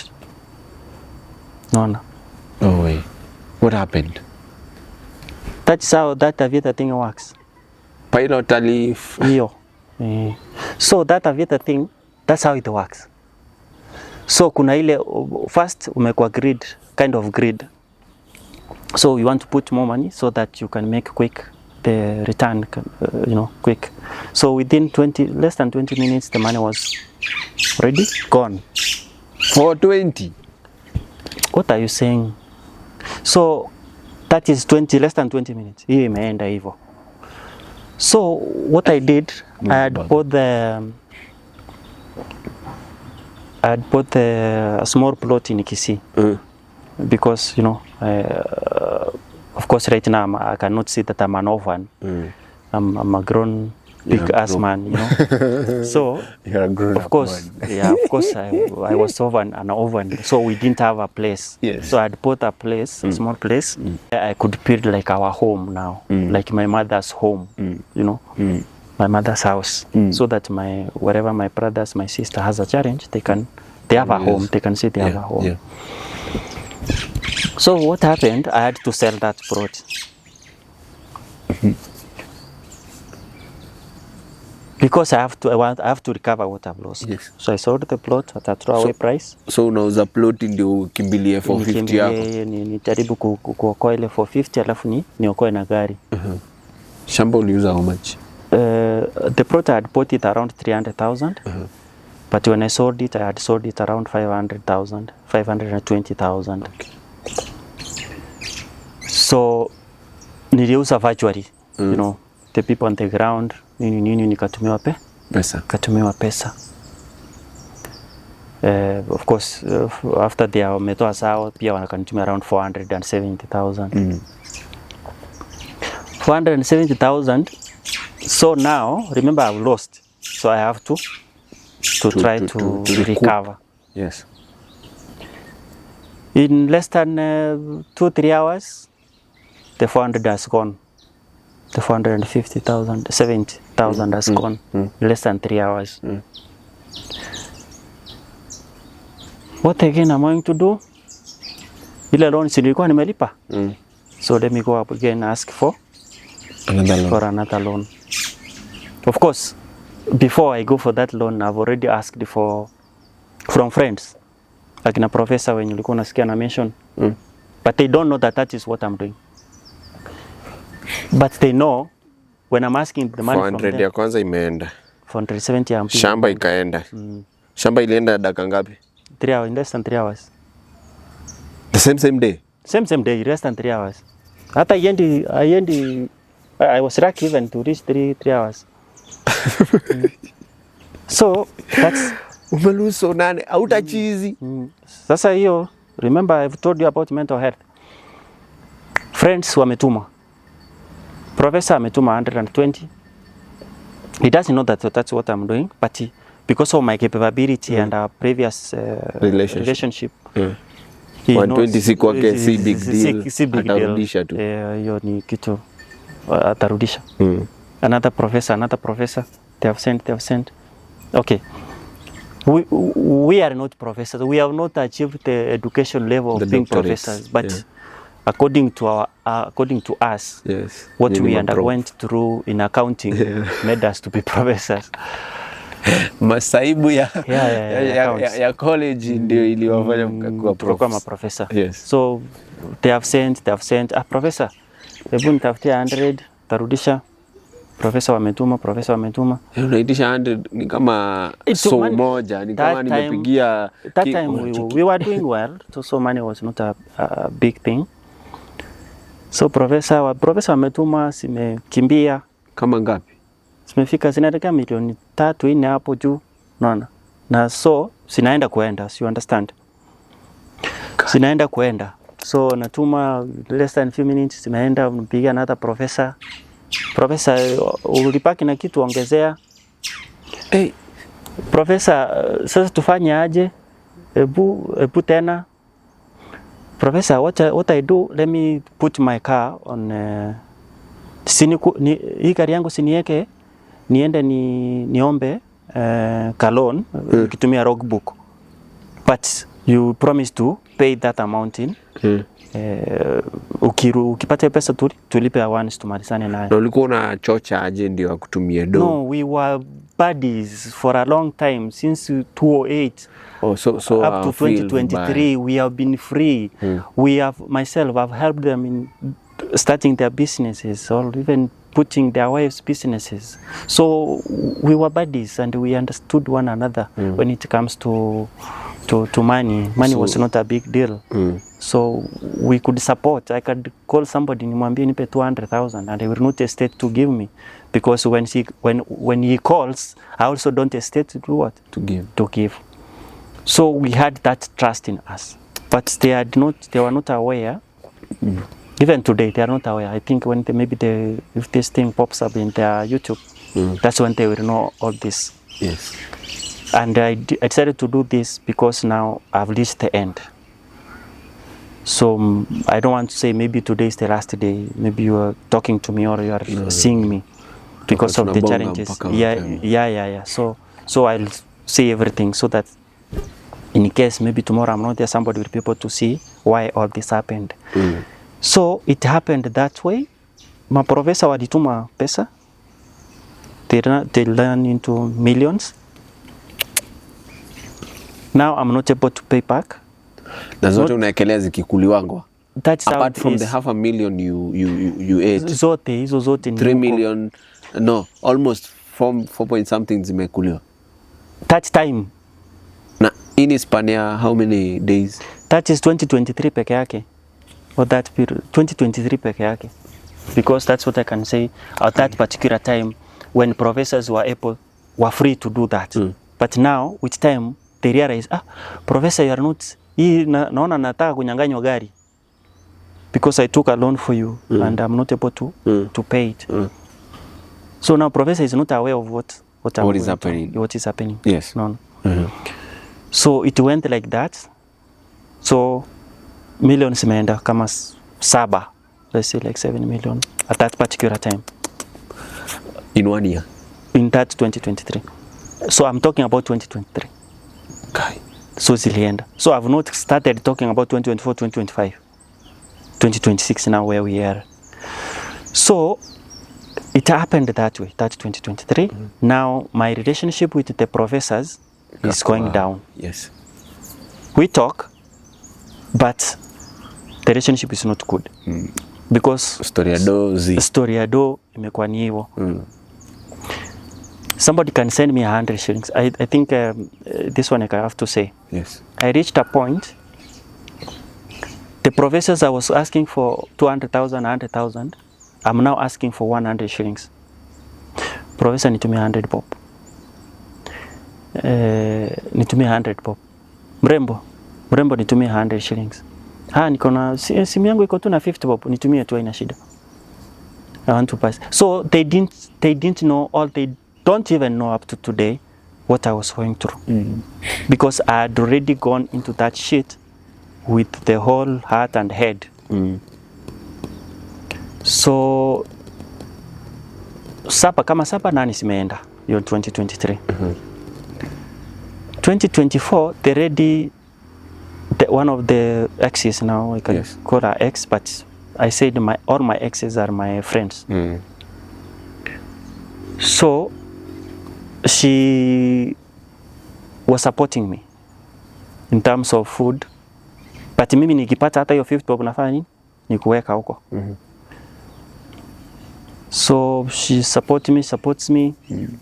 Nimefikia sasa, like, for how long am I going to go through this? One of the friends, I did an application for a job in Nairobi.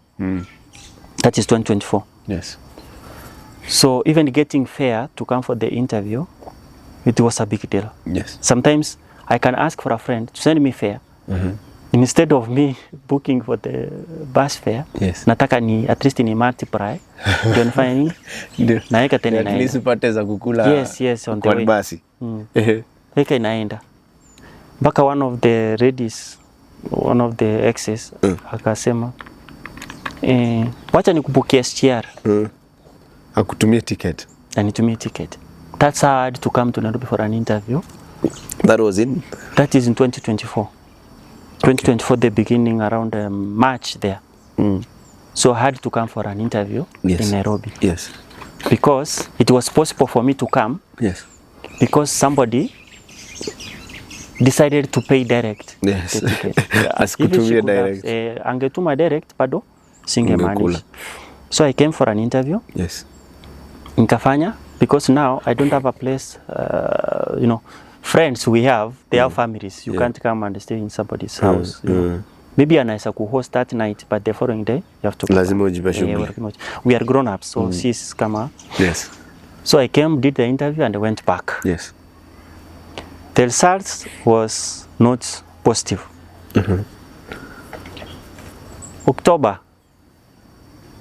July 2024.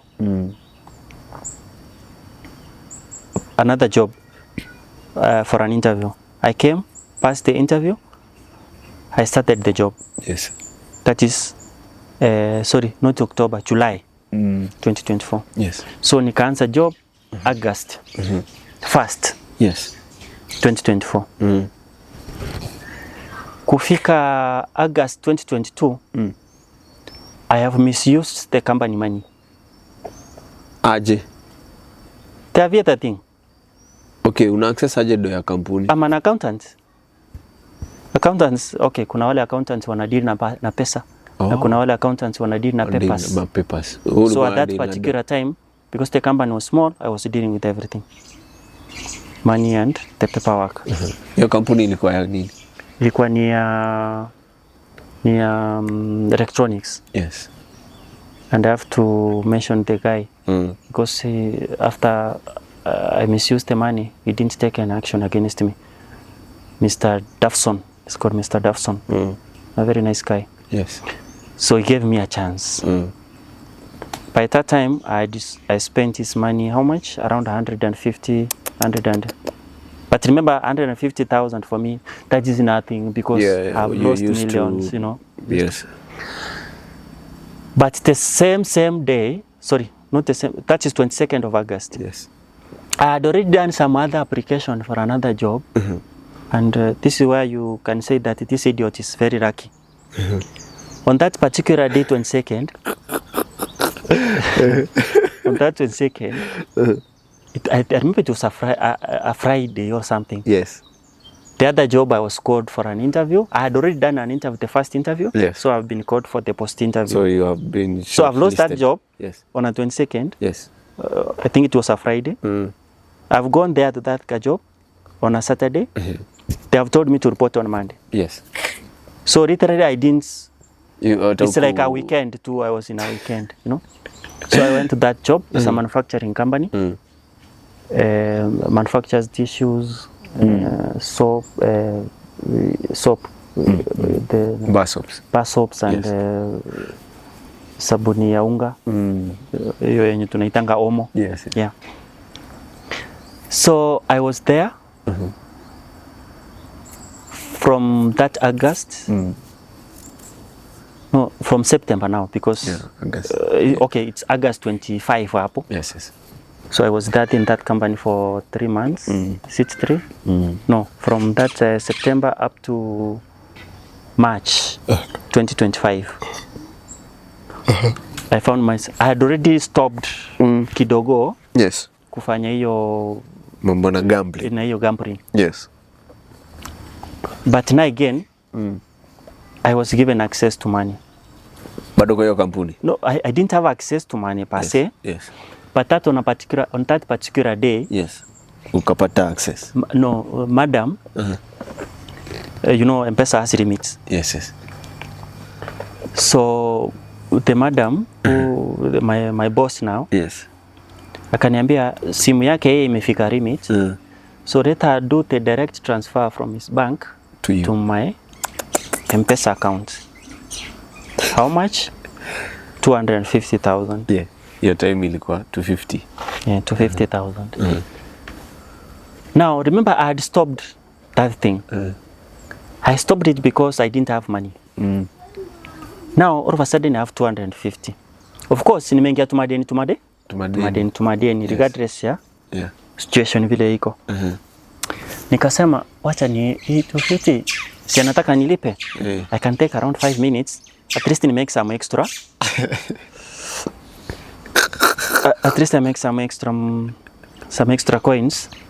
Na mbona hiyo thought ndio inakuwa thought ya kwanza kukuja kwa akili? Ndio inakuwa ya kwanza tu. Because so many people have been telling me that thought is always the first thought. That's why I told you every human being has some demons in him. So it depends on that particular minute what those demons are trying to do to your mind. Yeah. So but at that particular time my demons were telling me just try to make some extra coins. Kasauti tu fulani hapo. In fact what made me to do that is because one of my two of my colleagues, yes, I had around 2,000, mwingine 3,000. So I had taken time to pay them back. So they were trying to threaten me to to report me to the boss. Like I have their money. Yes. And remember I'm an accountant, so Yes. I have their money. So nikasema let me try. Niweke tu mingi. Ni scoop hata kama ni 10. Yes. Nilipe hawa vijana wanataka kuniharibia kazi. Na kwa hiyo job ulikuwa unalipa how much? Hiyo job nilikuwa nalipa 40k. Yeah, 40,000 ikikatwa unapata kama 30. Yes. So ile minutes hiyo, the way the demons told me just wekelea alafu upate hizo lipe, nikaeka. Kaekelea ngapi? So I had to put more like 100k first. So that you see nisieke 50 bob, you know, nieke ndio scoop because my boss is waiting for what? He's waiting the payment to be paid ndio achukue mzigo from wherever he was supposed to take the mzigo. Ako upstairs, mimi niko downstairs. So I have to put more ndio ni scoop haraka. Yes. Kaeka. In less than 5 minutes 100 imeenda. So now 100 imeenda na madamu anangoja proof of payment so that akafanya nini? Kai. So that afanye achukue hiyo mzigo. 100 imeenda. So nikaeka ile yote yenye ilikuwa imebaki so that ndio nilikave ile 100 yenye imeenda. In less than another 20 minutes madam anapiga simu nakata. Si ako upstairs. Because I know why she's calling. So anapiga 100 imeenda. 150 ndio nimeweka sasa, ndio najaribu kungangana nione kama in 20 minutes anapiga simu. In 20 minutes imeenda. Hiyo pia 150 imefanya nini? Utaitiwa hiyo 150 imeenda. Utaitiwa DCI. Sasa makarao. That's how stupid that thing can make you. You are an accountant, for God's sake. Why are you finding yourself in this mess? God. But that's how that thing, when it has gone into your pride, that's how it even could destroy. Unajua sasa ulikuwa umezoea stakes kubwa kubwa. Remember I've lost millions, 7 you call it. So 100 kulusi. So it's not. So 250 imepotea with less than 40 minutes. Yeah, less than 40 minutes. So what utaendaje huku? So hiyo swali ndio sasa najiuliza, what am I going to do? What I had to do, I had to close my laptop and just walk out. I walked out. I remember it was a Friday. Madam is trying to look for me. Nime switch off my phone. Nikaenda. I decided to go to church. In fact, it was a Friday, Saturday, Sunday nikaenda church. As I was trying to find out what is wrong with me. Shida iko wapi? Shida ni nini? I've not stepped into church since I was in high school. So I decided to let's see if God can intervene. Of course, He will always intervene. So I went there. Yeah. One of the churches, which is, I don't know what I can mention, it is very controversial. I don't know why. In fact, when I was going there, where I was staying, the buses come on that Sunday morning. They pick people, they take them to church. In the evening, they bring them back. So remember, I've messed on Friday. On Saturday, nimekuwa nikilala tu nikificha tu, let me use that term. Bado utawasha simu. Sitawasha simu kwa sababu now what I'm going to explain. Sunday, I'm on that, it is used to be a praying field. So nimerauka huko, nimeketi hapo. So hata sitaki kukaa kwa nyumba, maybe my boss will come to the house. So niko hapo kwa field. Hiyo gari ikaingia. Nimekuwa nikisikia bad reputation for that church. Church gani? Iko Mombasa Road. Inaitwa Chapel something. Inaitwa Chapel. Nairobi Chapel. Si Nairobi Chapel. Winners Chapel. So when we are in that field, I used to hear bad stories about the church, or maybe in church demons, devil worshippers and all such kind of stuff. So that day I'm in a mess. Tikari imeingia church, ndio nikasema wacha tu niingie niende church. Yeah. Now I'm going to that church very skeptic. because of the stories. Because of the stories I've been hearing. Kufika hapo, naona church, they are calling the same services other churches are doing. They're reading the same Bible and such kind of stuff. So, sorry for that. Sorry, now, I'm in that church. Usually they say, wale wenye unataka kuokoka come front. So I'm confused. I don't know what I want. So I found myself walking there. They have their process, blah blah blah. Ukaombewa hapo nini. On Wednesday they follow up you. So on Wednesday bado na hepa. Teacher respond to my boss, sijaenda kazi. The following Sunday, first time I'm baptized. You know, I'm trying to figure out what is going on. Church ndio solution iko. Yes. On that day nimekuwa baptized, I had to call back my boss. Nikawasha simu, nikampigia. Already she had known what I had used the money for, because she had already contacted Safaricom and they have seen where I sent the money to. That's another thing which can be debated on, because nowadays there is no privacy. Sometimes you say there is privacy. There is nothing like privacy. Nothing. So they have already gone to your phone. They have seen where you have sent the money. So they know what you have done with the money. Yes. So when I'm calling her, she already knows what I've done with the money. So, but for me, I'm calling. I don't know whether she had known that. Yes. But I explained to her. I told her I had this challenge. Everybody has a garbage in his life. So this is one of my garbages, which I'm trying to sort out. Yes. I explained to her. She told me what to do. Just come on Monday. Come to work. Let's see how to resolve this. I went back to work. Not to work, but now to sort out the issue. Yes. Her name is Zari, Madam Zari, a very nice lady. So we talked. There is nothing I'm explaining. They already know where the man has gone. So tried to guide me through. Of course, I know we might be of the same age. She advised me on what to do and all that. So she told me, unfortunately, because of what you have done and your colleagues know what you have done, there is no way I'm going to give you back your job. Yes. What you can do, just go find a way to pay me back my money. That's how she let me go after losing her money. Luckily, what was going through your mind your time ukijipeleka huko unaona ni kama no, I had already lost hope. I can't hide, you know. If they want me, they will get me at the end of the day. So for me, I was like, let me just go, whatever happens, happens. And to be honest, other than other stuff, I'm a very honest man. I always say the truth, so that they will say the truth and it will set you free. So wewe na Gachagua? Ni ukweli, mimi nasema I'm a truthful man. So I always say the truth, so that even the relationships you have had me, I just say the way it is. Yeah, I don't sugarcoat. I just say the way it is. If you find so many people have the same issues, but they try to sugarcoat. Yeah, they hide. They hide. Only a few guys wanaitikianga mimi kihongi.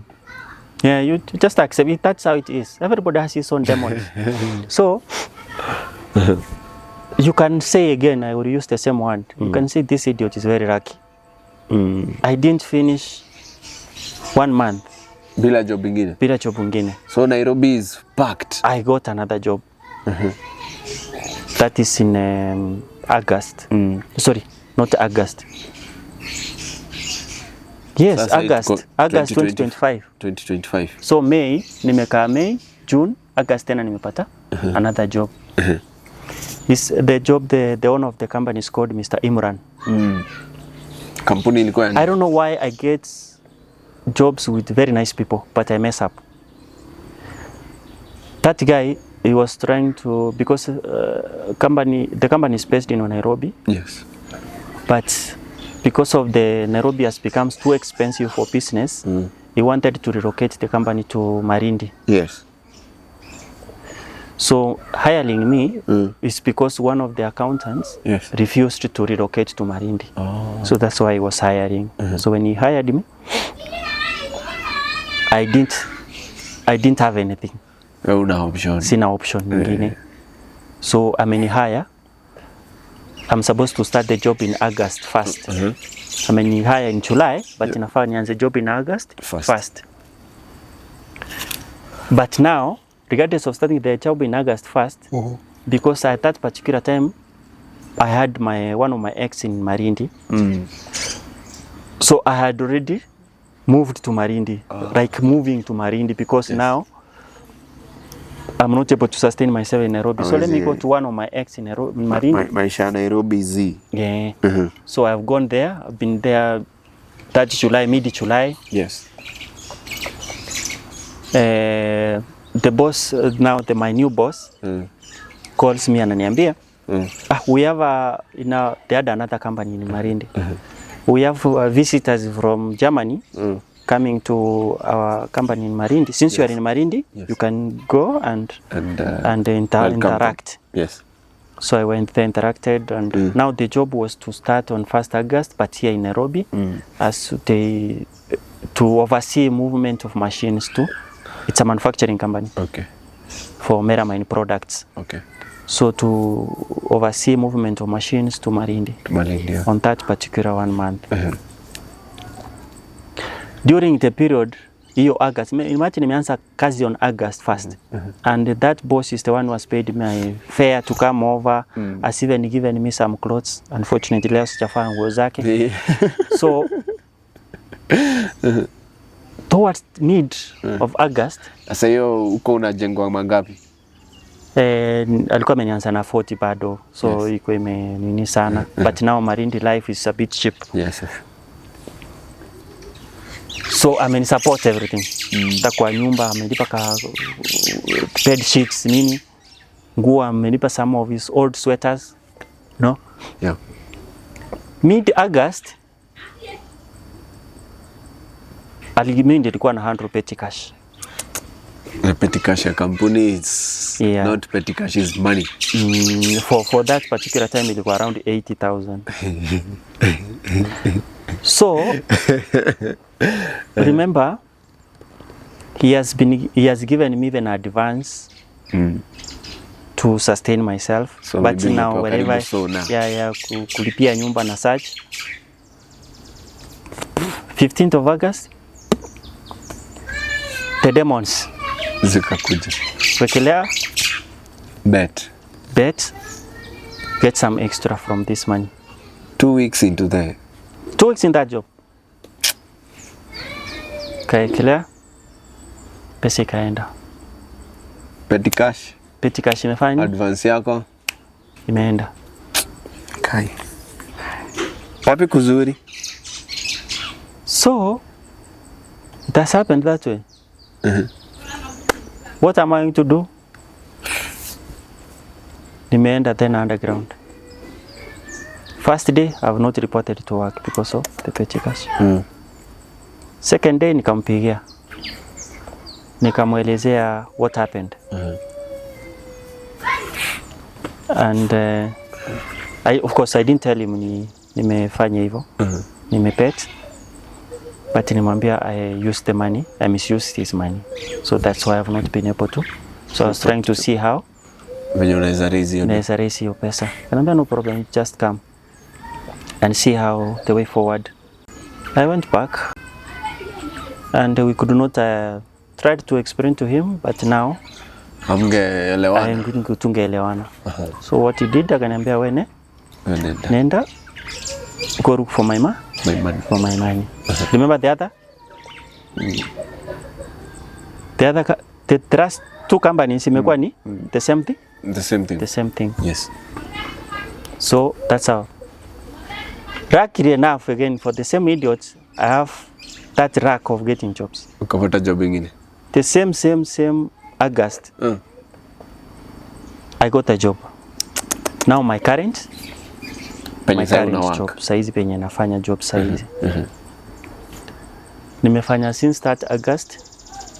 I was confirmed August, September. No, not August. August 28. So let's start it from September. October, November. September, October, November. December. January, February, March. Hii ni April. Mwezi 7. So mwezi 8.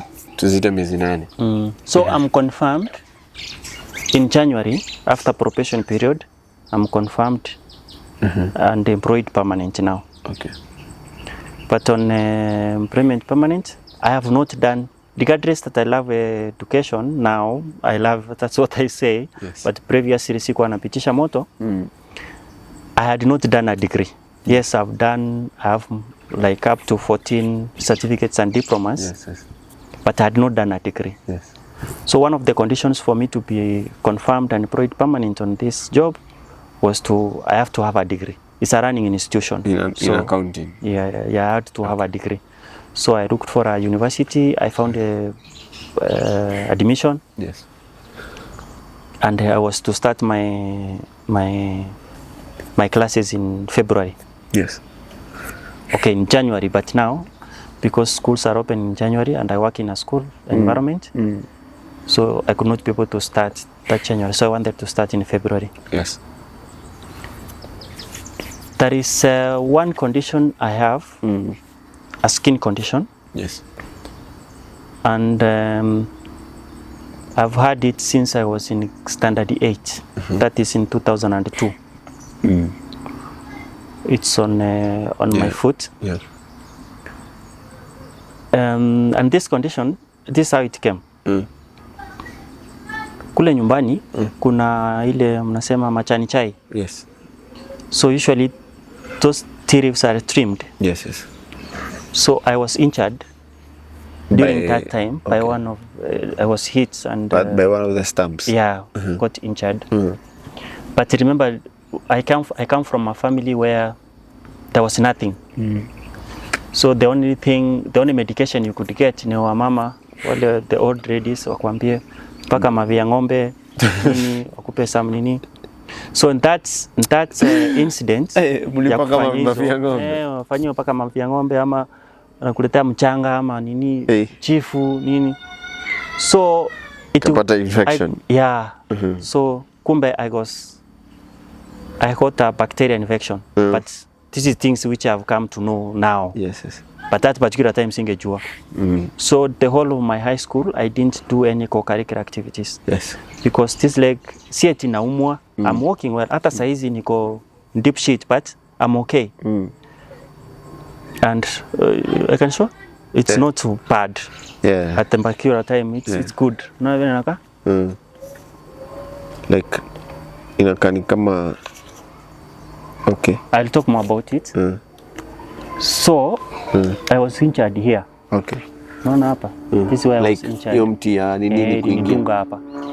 But sasa ile kupaka hizo whatever shit. Nikapata they call it a bacterial infection. So this is vitu nimekuja kulearn saizi. But during that time to from here to here. Okay. So that particular time I said in high school I never participated in co-curricular activities. Yes. Because inamwaganga maji.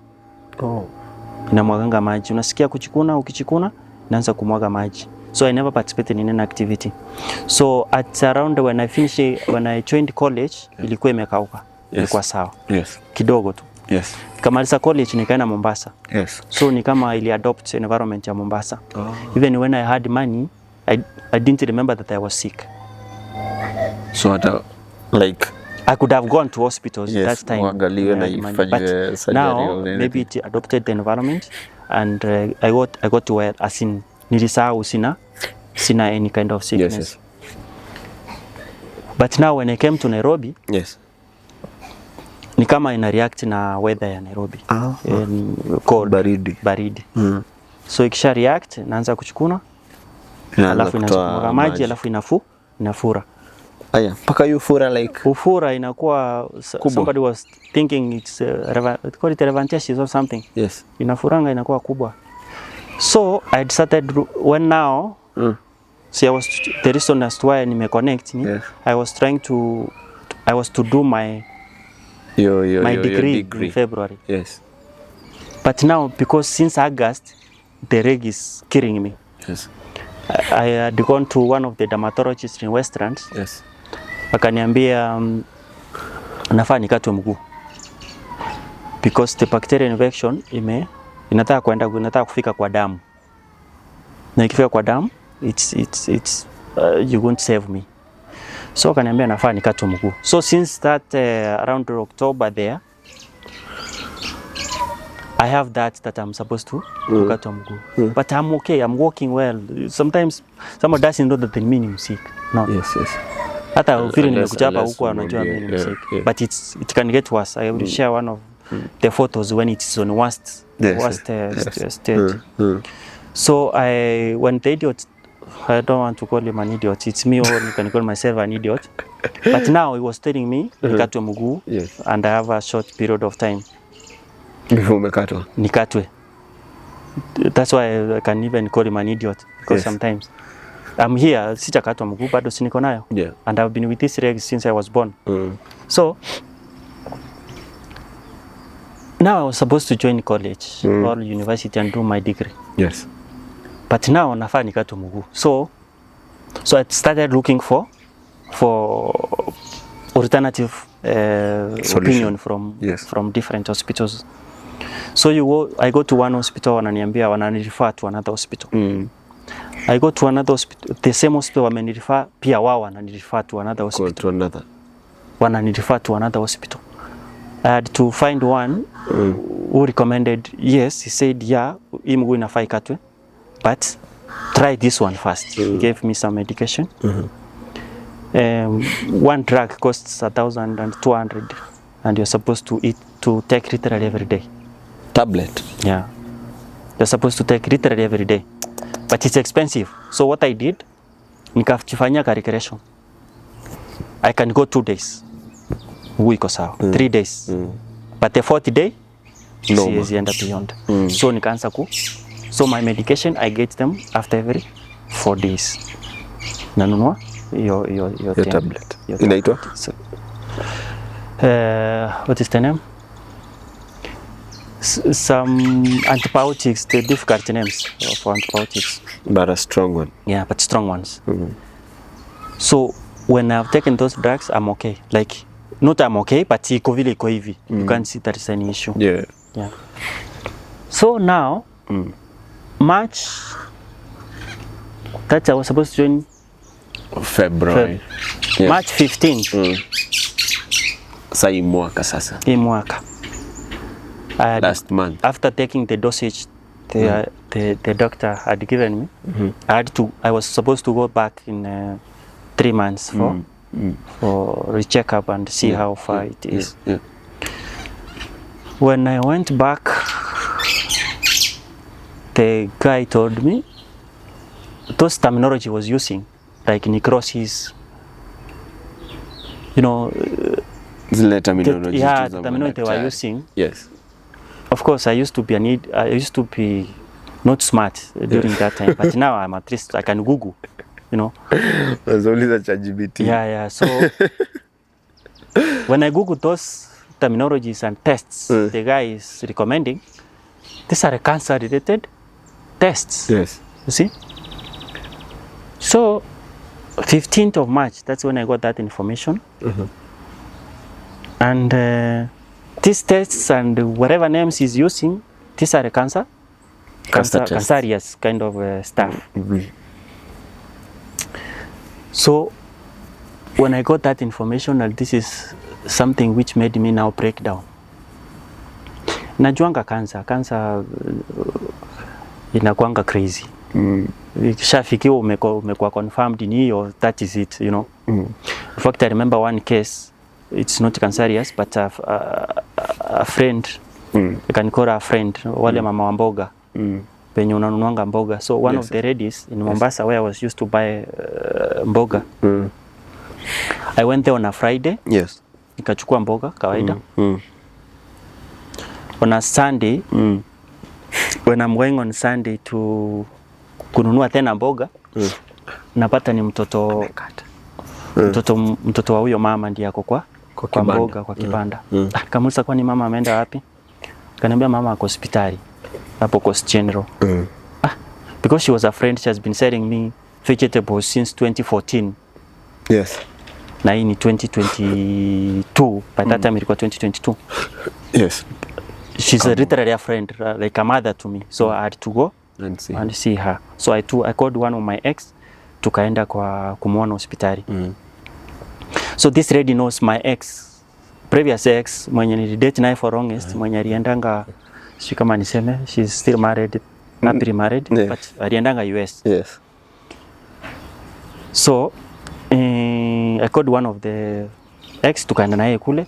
The mother is asking me, hey nani, sita mention jina yake. Hey nani mambo? Si ulikuwa US ama umerudi? So the lady, huyu mama ana confuse. Akamwambia karibu achome picha. Already she knows. So hakuna kuchoma. All my exes, they know that I had that challenge of cheating, or you can call it cheating at that particular time because yes. So okay. Mama, shida ni nini?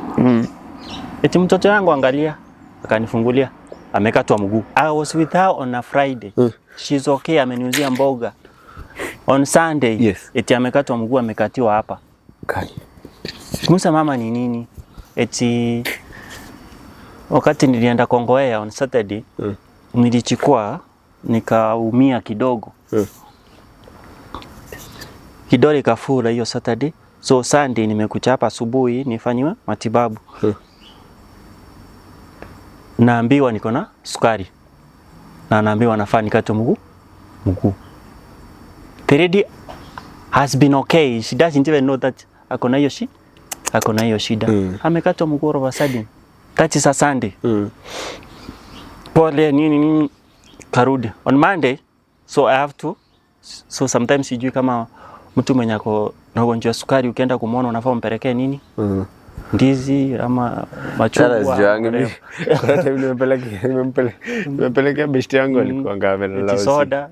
Okay. Nikampelekea vitu ziko na sukari mingi nikamwambia kwa inataka kumua. Yeah. So on that the following Monday nimetoka job in the evening, another ex. Yes. Twende tuone rafiki yangu wa hospitali. Tena unataka confuse my day tena. You know when you have that kind of disease, you don't want to go anywhere alone. Yes. Lazima uendanishe na wao. Na sisi tunawatafuta at maybe ndio umetoka job hiyo ni kwa time yake. So wewe simfukuza, so you have to go to the hospital before afunge hiyo time ya kuangalia wagonjwa, ndio you can drop the ready. So kwenda mama, leo imeenda aje, kuko sawa nini? Mtoto wangu amekatiwa tena hapa juu. Sunday amekatiwa hapa. Monday evening amekatiwa tena hapa. Msitena ni nini? Eti wakati walikata, eti walisema kuna nyingine ilikuwa already imepita. Ni sasa amekatia. So nikamuuliza what next? Next ni nini? Where are you going to be chopped? No. So hiyo ni sukari. No. So these kind of diseases are there, but usually zimejificha ndani yetu. So sometimes mtu ukiwa sawa uko na pesa yako kidogo, just go and full body check up. Yeah. Because you can easily prevent those things from happening. It has happened to even one of my ex. Her sister, she Coast General, twende kuona dadangu. Nini? Haongei. Why? Eti ambiwa afai sifanywe operation. The terminology they use. I'm lucky enough to have friends from all fields. Niko na people from the medical field, people from the banking sector, people from legal sector, people from...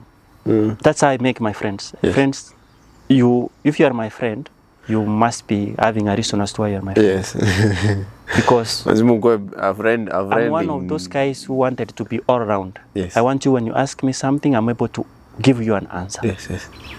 That's why these courses I've done, 14 of them, nimefanya mpaka food and nutrition. nimefanya human rights. Yes. Nimefanya caregiving. They are not related to accounts. Yes. But because of I wanted to be an all-round person. When you ask me something, I'm able to answer you. Ama unaweza kuchangia kwa hili conversation. So that's why even my friends, I used to have them. Of course, they are still my friends even if we don't talk. Yes, yes. They are from different fields. So these jargons of language, this they are saying this lady is suffering. Yes. I called one of my friends. Yes. He's not a friend direct. He's a friend to my brother, but he's now a doctor. A doctor. Nikamuuliza, ebu angalia, what is this? Kaniambia hiyo ni esophagus cancer. Na stage yenye iko, wanasema nini eti wanangoja apate nguvu ndio amfanyie operation. Na akuli anawekewa chakula hiyo ya pipe ya match, sindano. Akaniambia ni rafiki yako, okay. Sawa, mwambie tu what they are waiting is for her to die. There is nothing they can do. Hakuna kitu yenye wanaenda kufanya operation, ishakula kila kitu. No. So sometimes I don't know whether it's they use this euphemism coming up with some terminologies instead of telling somebody straight hii unakufa, hii ndio uko nayo. So they have to sugarcoat it. Wanakuambia they use some euphemism to cover it up in a way. Lakini sasa hebu niambie umeenda unaambiwa una dedi hata unakufa na pengine ungekuwa na hope ya kuishi. I don't know whether it's some code they have. So wanatumia hizo some terminologies and you know, but that's how it is. When your friend was telling you ana dedi, did you tell your ex? I told my ex, nikamwambia kulingana na ile information nimegather, hapa kuna hope. Let's be honest. Yeah. And in fact a week didn't end. Kadedi. Hiyo demo akadedi.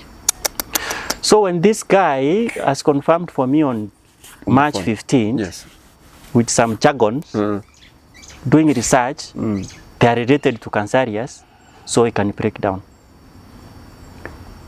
Now, sijui chenye nafanya, as in, I didn't know what I'm doing, in short.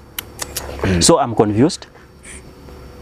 Na cancer vile inakuanga, we have heard stories about cancer. Yes.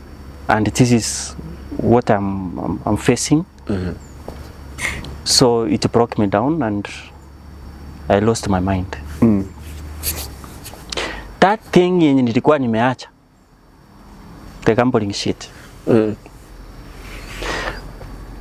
When trying to now do more research about my reg, yes, about what is this, now about trying to see what costs comes with the disease. Yes. So now I said, what am I going to do? Na una do ina. Na sina pesa. So I had already stopped gambling. So again I found myself back because now I have to look for money. Ikanigonga, so one of my boss akarealize my behavior. Akaniuliza what is happening. In confidence nikamwelezea my condition. Yes. Akaniambia, I'd noticed you are making a lot of mistakes. Yes. Here and there. And it's not normal for you because I've been with you for some time. Yes. It's not normal. That's why I decided to call you in confidence and you explained to me what's happening. Yes, yes. So when I explained to him, he told me what you do before you conclude, you have to go to KU referral. Yes. You go to KU referral, they will do tests for you. Then you'll be able to do what? To conclude that is what you are suffering from. Yes. My guy, my friend, who is a doctor, not a direct friend, a friend to my brother, but now he's my friend. I sent him the pictures of my reg when it's on worst side and when it's now a bit fair. Yes. Na nikamwambia what I was already told. Kaniambia, yes, there is a possibility of being what you are saying, but before that, you need to do a biopsy and CT angiogram City angiogram. Yeah, something like that. Ya damu. For you to be able to conclude that way. Kapigia KU referral. Yes. Simu. Nikauliza kulingana na what I've gotten, how much is biopsy and how much is the CT angiogram? Kaniambia it ranges from 55,000 each. Ranges from 55,000, so it can be even more. So unahitajika it ranges from 55 kwenda juu. So now hiyo sasa pia ikanigonga, and so now nikaanza tena kuendelea kugambo sasa. Na hii time utagamba unakula? You don't eat. You can't eat. The anxiety. Because the money you are gambling is not your money. So doza hii gamble ulitoa wapi sasa? Yes. Kuna ile that stupid thing we say that unakula penye unafanya kazi. Ama uwezi kula sukuma ukaare maharagwe. You understand? So unakula penye unafanya kazi. Yes. So I devised a way of getting some money. And I started gambling. Yes. My target was I raise money to do what? To go and do for my tests. For my tests and all such kind of stuff, because it's very expensive. Yes. And they had said that it's heading to my blood, so I have to do it as quick as possible. Yes. So I started then again company.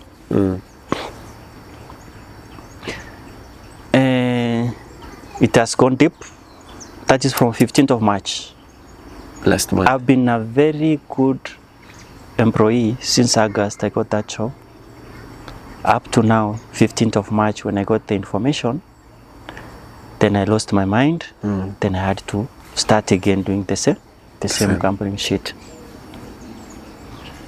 So 15th March to today, more than 3.5 M has gone. Within a span of 1 month. 15th of March, hatujafika 15th, si ndio? Hatujafika 15th, tumefika 15th of, it's a span of 1 month. This is 20 something. 22. Yeah. Shit. 3.5. 3.5. Over. I'm saying over because I haven't made the record. Over 3.5 has gone. The stupid thing is trying to do what? It doesn't go at once like that. Start with 50, you get 50, you go 100, you get 100, naenda. So you are trying to do what? Trying to recover, but you are still digging more, and you try to recover as it's going, inaenda ikienda. So at the end of the day, when you do the maths, it has gone far. It's cumulative. Mpaka unasema, I wish I knew the first 50 ama 20 yenye ilienda. How are you getting this money out of an institution, bro? Your accountants will always find a way out. It doesn't matter, because you will always find a way. There's always a way. There is always a way. There is always a way. There is always a way. So within that, it is less than a month, it has reached over 3.5. It is gone, as in it's gone.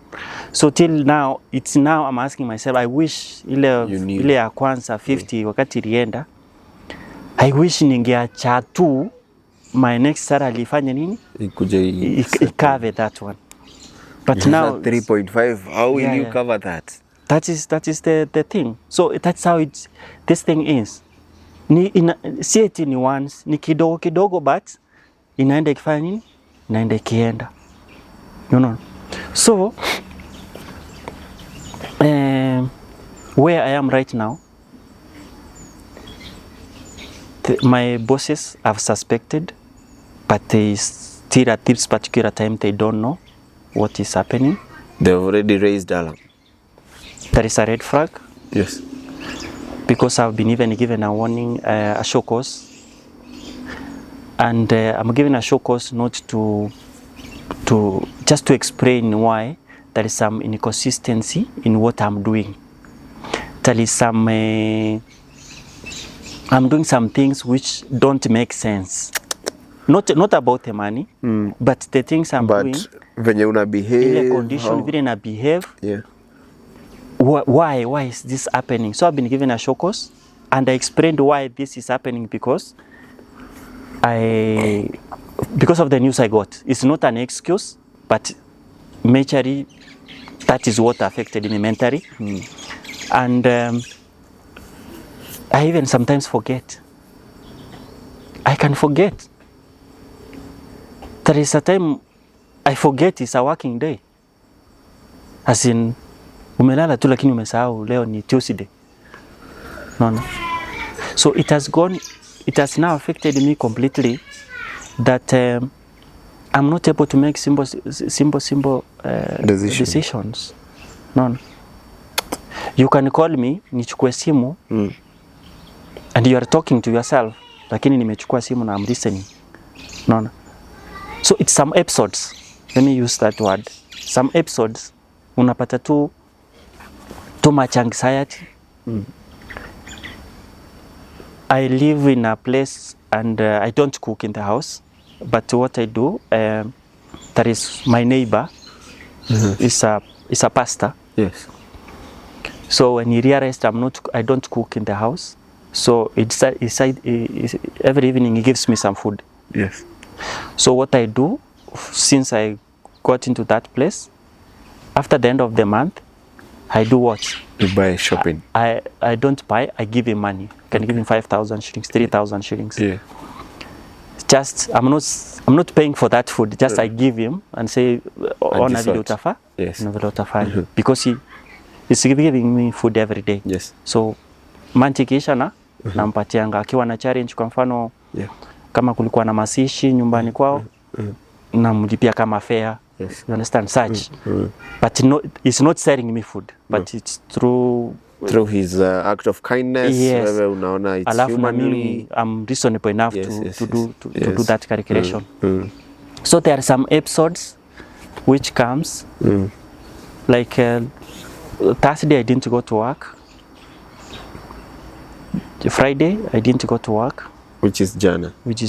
Of course we are in on holiday. Yeah. So I took advantage of that. Try to sleep. Not to do anything. Just sleep and see if I was trying to do what?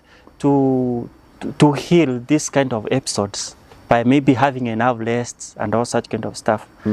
But since Thursday, I'm telling you, unaona ile chai yenye tumekunywa pale, it's the first thing I've taken to my mouth since Thursday.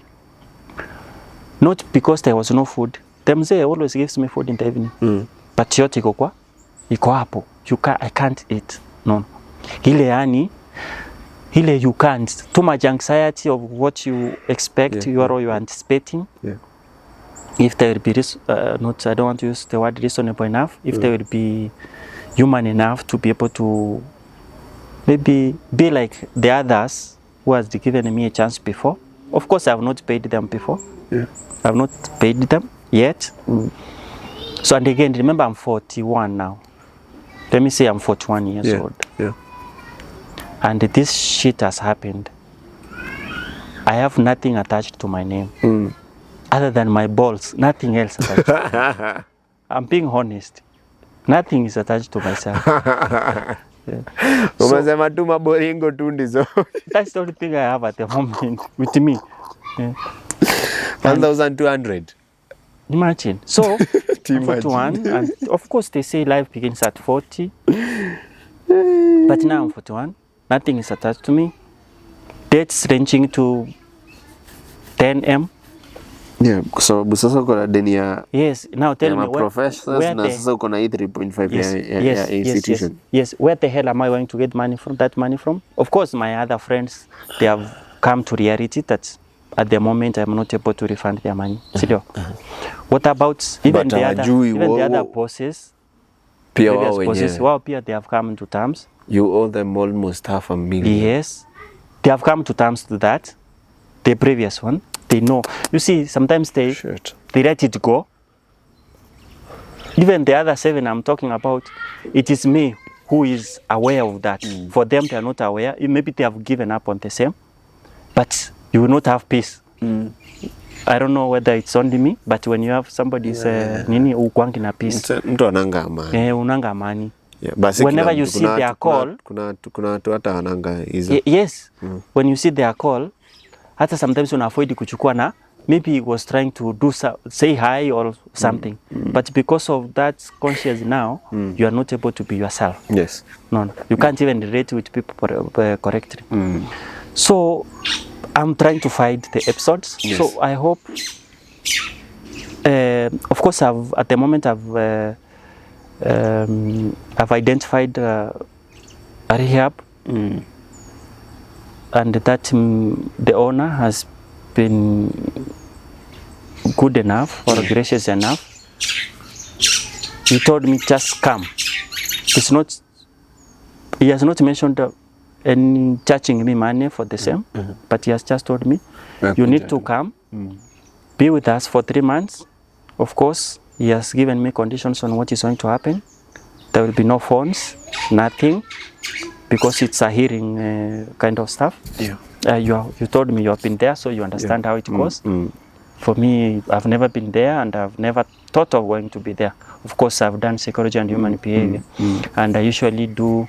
Mnasemanga wenye wacha hao ndio kwanza wanafanya counseling vizuri to the married couples. Yes. So I've never been married.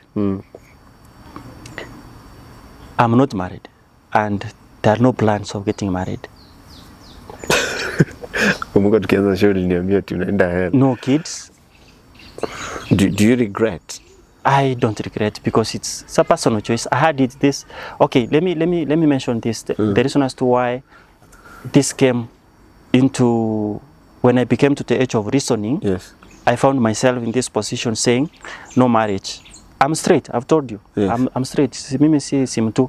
I'm straight, and I love women. Yes. I can't do.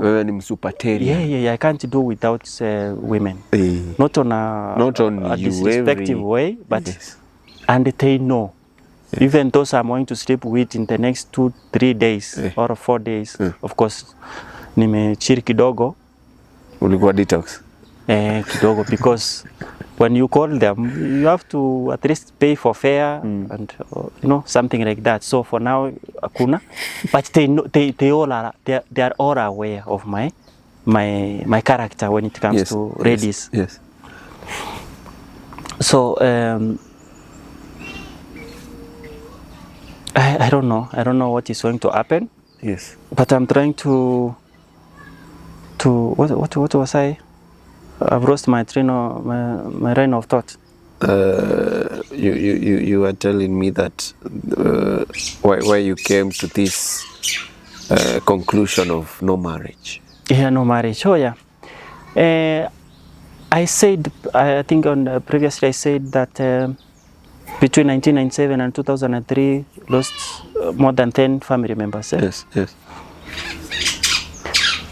I think there is that thing they call generational curses. And I could not see this when I was growing up till I came to the age of reasoning. My grandfather was a chief, the colonial chiefs. Yes. And those chiefs, whatever they were doing at that particular time, yes, they were not always doing the right thing. They were making judgments which maybe were not the true judgments of whatever informed situation they were handling. Some were pious. Yes. So there is those they called curses, which I believe they were. They faced our family. Even the death of 10 people within that short period, it's not normal. Yes. Another abnormal thing is the grandfather had four wives. The house, now where my grandmother's side, that's where the grandfather was staying with my grandmother was the youngest, usually they used to stay with the youngest. So it's like those curses came to the family where the grandfather was staying. Mm.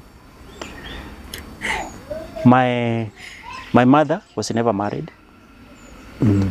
My 2 aunties were never married. Some of my uncles were never married till they came to do what? Ile unaonanga ile kuletewa bibi.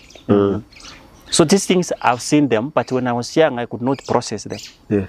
But now when it came to the age of reasoning I started seeing them.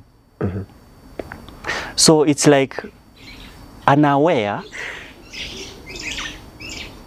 I became not wanting to be married. Yes. Or to be, you know. Your sis?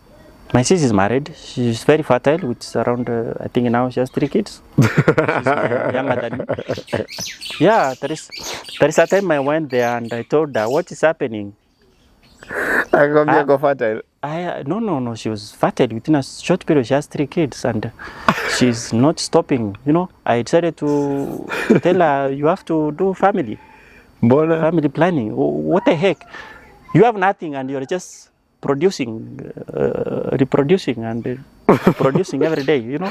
So ulikuwa na do na ujina reproduce. Wacha wenye wana do reproduce, bro. No, that is crazy. Hauna anything. Penye unaishi mvua ikinyesha, badala mtu unaingia kwa nyumba kuchikinga mvua, unatoka nje kuchingia. Unatoka kwenye mvua. Yes, that's crazy. So I think I might be having that kind of generational curse in terms of marriage, but that would be an excuse. In short, it's a choice I've made in my life. Yeah, I love because women. you I have want to be with them. 4,000 girlfriends, so it doesn't mean that where's your. I love women, so You pay kila moja mimba. now Those are that's 4,000 kids, bro. That's another thing. Running away from responsibilities. Let me use that word. Trying to run away from such kind of responsibilities. Do you know I want 7 kids? Okay, you see, it's your choice. It's a choice you make. And I know you are still young. You are. I don't think whether you are 30 or something like that, or thereabouts. You still have a long way to go. And for me, we said that those who are not married are the one who give advice on marriages. I remember there's one case. You can be married for so many years, but you end up separating. I usually use an example. Is it a big deal? I use an example of that is that Muse from Nandi or from Sugoi or Kipol. He divorced at 50 after 50 years of marriage. But is it a big deal? It's not a big deal. Because we divorce wangapi sana? 4,000 and above. So it's not a big shit. Napado, if we are going to be free, we still have a long way to go. For me, you know, I'm a Kikuyu and everything to us is business. If it's not adding any value to me, you let it go. Tuachane nayo, tusonge na tukiendanga. So and I'm a true believer of nothing will ever last. The same way I was born, It's the same day I'll also die. It's a guarantee I'll die. So I don't believe in that everything should last. Sana sana mapenzi, because people change. People change, yeah. You are not born with we all evolve. And the reason why so many people break sana sana when it comes to marriage, because men do not understand. We don't understand how relationships work, because we are like lions. We are always out there hunting.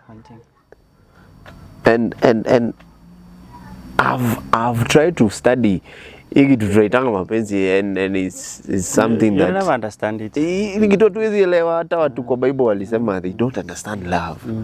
And it's so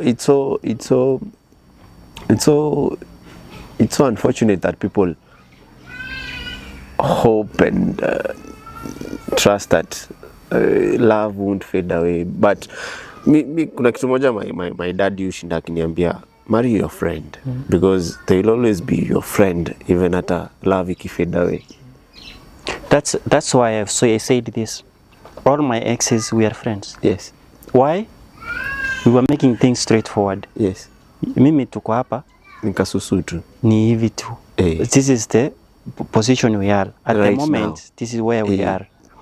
If you find something better, you are free to do what? To go explore. And there is no bad blood between us. Yes. So any particular time you feel like now miaka yako imekimbia kidogo, you want to get married, just go ahead. But for me it's rock and roll. Yes. I'm here just for the good times. Yeah, that's a good time. That's all at this particular time. Because I don't want to lie to you that this and this and this and this. Let's be open the way it is. That's why we are friends up to this time. As it's good you said that marry a friend. Sababu it's something very interesting, and I've watched my mom's and dad's relationship, how it has so many ups and downs, and I've also watched so many other people marriages even breaking off. You know, kuna hii issue ya Njugush na the wife in a trend that waliachana. You know, I even remember very clearly there was a time my dad and mom walikuwa break up, and we were living at my show's place until my dad came back for us. You know, hizi vitu ni venye tu tunaziona online. Achana na hizi, unaona the issue we see online is just sina to pride, tunadhani things are okay on the ground. They're not okay on the ground. It's only there are so many other stuff going on the ground which we don't see. Like it's me, I say, and I told you when before this interview, I think I told you, I'm not a politician. I'm not a celebrity. This is the first time I'm on camera. I've never been on camera, even in my own. I have nothing on when it comes to social kind of stuff. I've been always underground, the same. So whatever we see on the media is just a drop just in the ocean. Ni kama to the iceberg. It's the iceberg in the ocean. So relationships, for me, I don't give a shit what happens around when it comes to relationship, because for me, I know what I want in a relationship. It's rock and roll, period, nothing else. So first encounter, honest, that's how it is. This other bullshit going around, I don't mind. You know? I love your thinking, bro. That's how things are.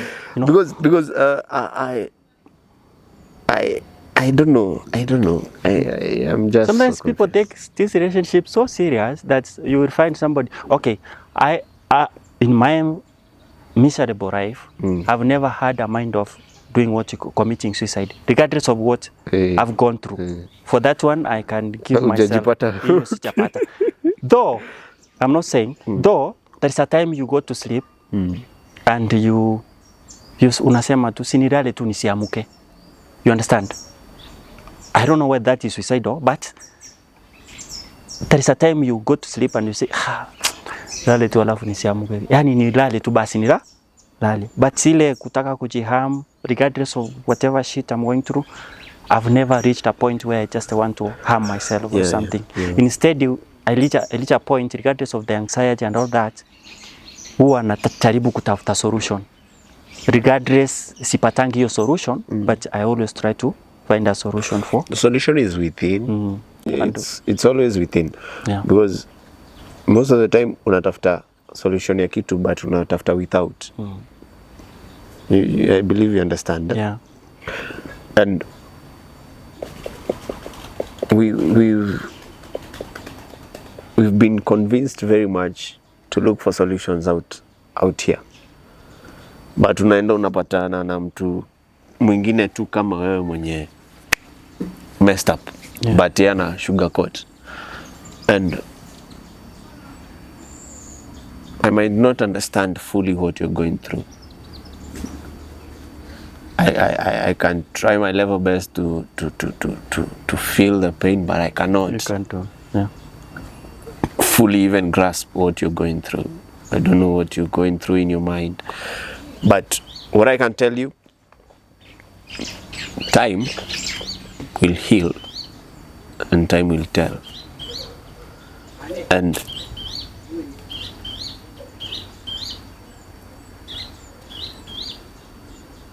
just that your rock bottom umefikia ukiwa at your age. Yeah.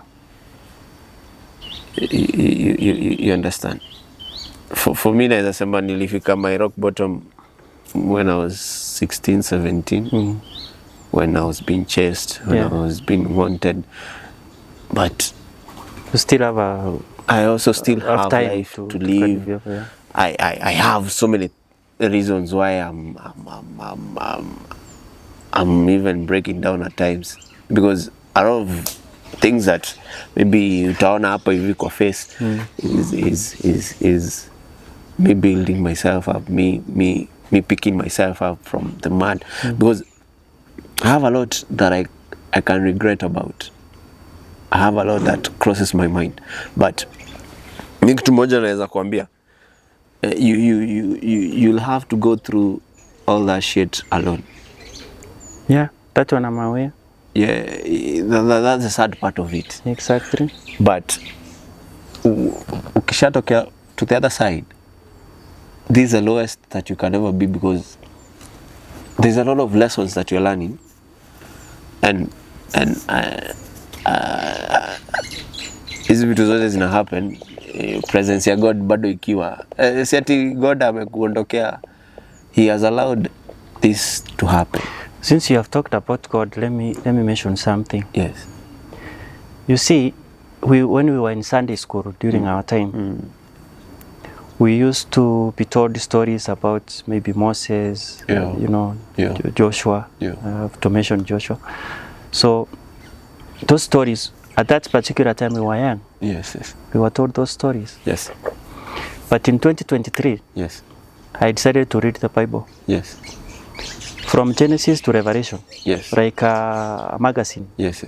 Just to read and understand, yes. Try to remember. Oh, we used to be told these stories. What was it saying? Yes. That's why at some point I reached the story of Job. Yes. How Job had everything. Yes. And everything was taken by God himself. Yes. He lost if it's property, he lost if his family members. Yeah. Luckily, I don't have a family member, a direct family member mwenye, like maybe my kids and all that. Yeah. I've lost my kids. Yeah. Regardless of whatever. Umewamwaga. Yeah, regardless of that one, I've not directly lost, So Job lost everything, from members to properties to friends. I have lost friends. I had friends wenye nilikuwa, you see, accounting usually takes a short period of time to finish if you are quick, but it can take you forever. Yes. I told you. Yes. I know friends whom we were in college in 2008, they have not finished their CPA up to now. Yes. This is 13, 14 years, 15 years later. So,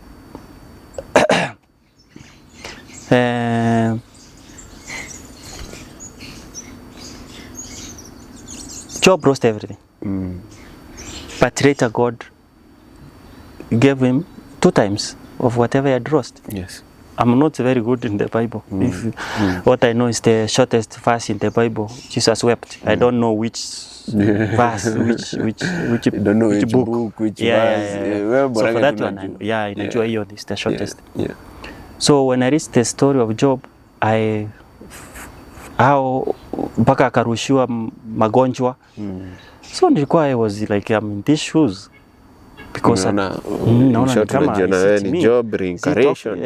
Is he talking about me? Yeah. So it's not the Joshua of the Bible. Of course, I'm Joshua, but I'm not the one of the Bible. He was a bit different from what I am. So the Bible is a good therapy. Yes. I read it. I read it up to the story of Naomi and Ruth, but don't ask me which book.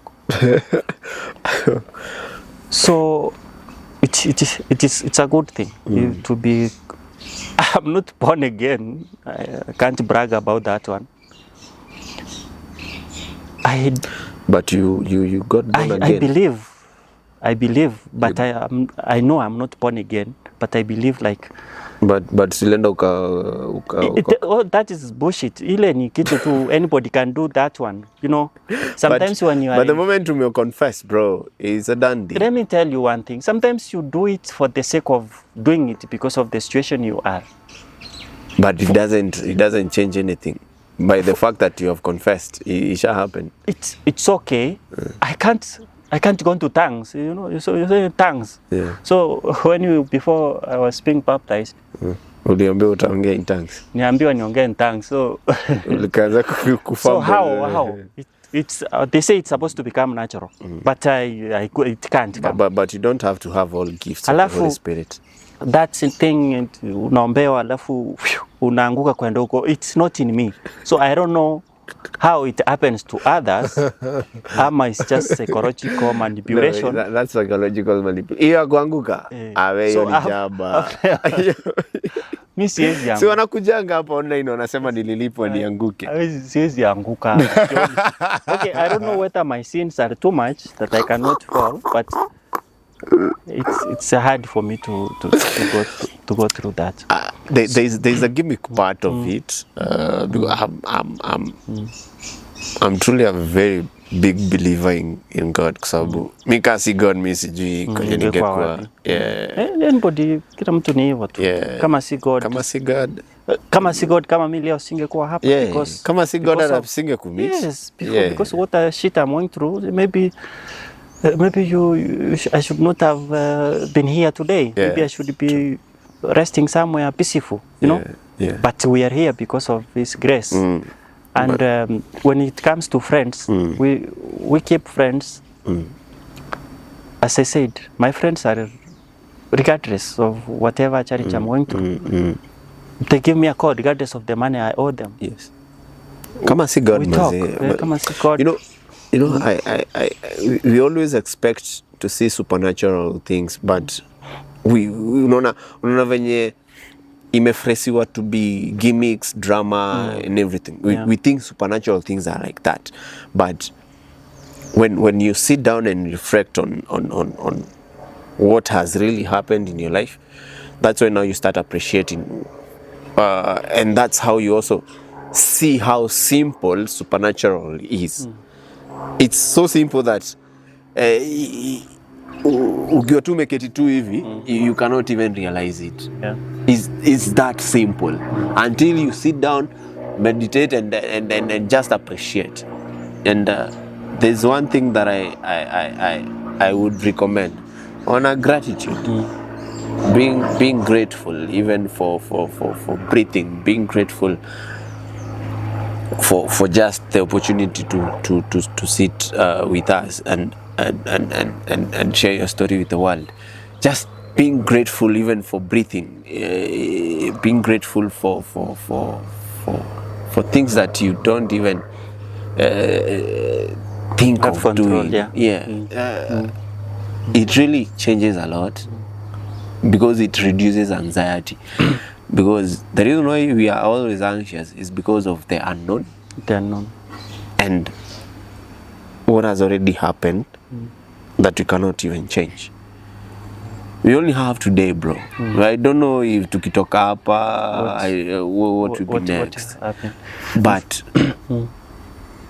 practicing gratitude, I know ni kitu tu msee anafanga kujifunza tu pole pole, but always taking a minute and telling God, manze yenyewe kama si wewe singekuwa hapa. Asante for even the meals. Thank you for these opportunities zenye umenipea, because bro, unadhani ni wase wangapi wanatamakingi day in day out, year in year out. I know. You have also experienced that, but for the previous 1 year, I've been weeks. Bro, umepata job ingine? Umepata job, I'm just on the desk. One time I went to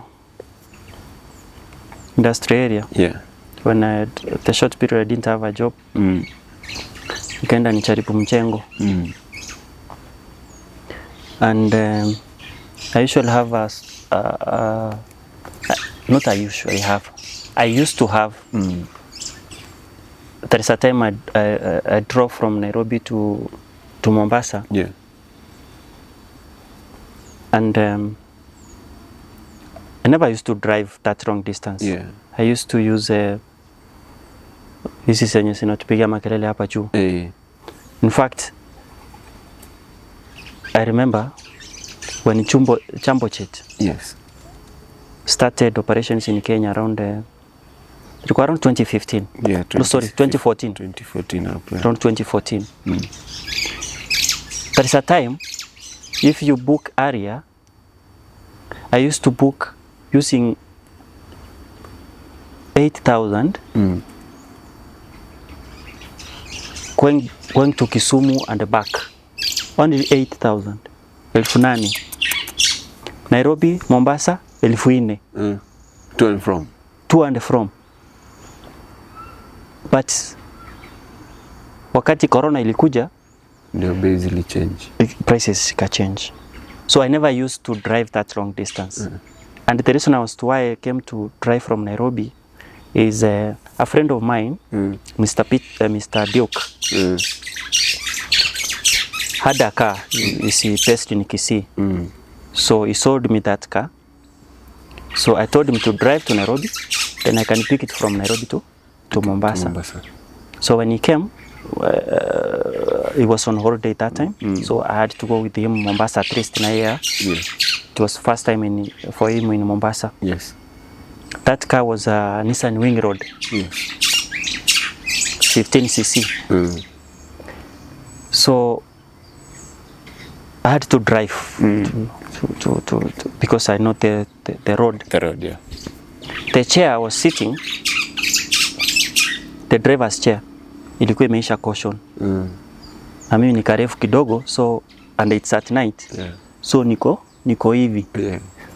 Me, I'm not aware that hii kiti caution yake imeisha one side, so ni kama niko hivi. Yeah. I drove in 4.5 hours. We were in Mombasa. That's when I realized a Nissan Wing Road, series ya kitambo. Ilikuwa ni KBX.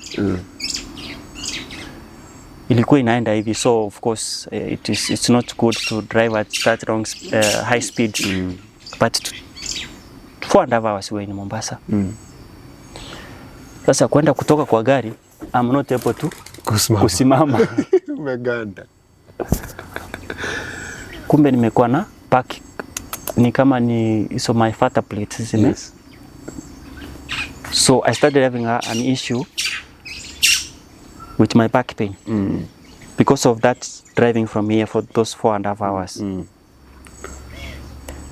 For 2 years, I was taking painkillers. Yeah.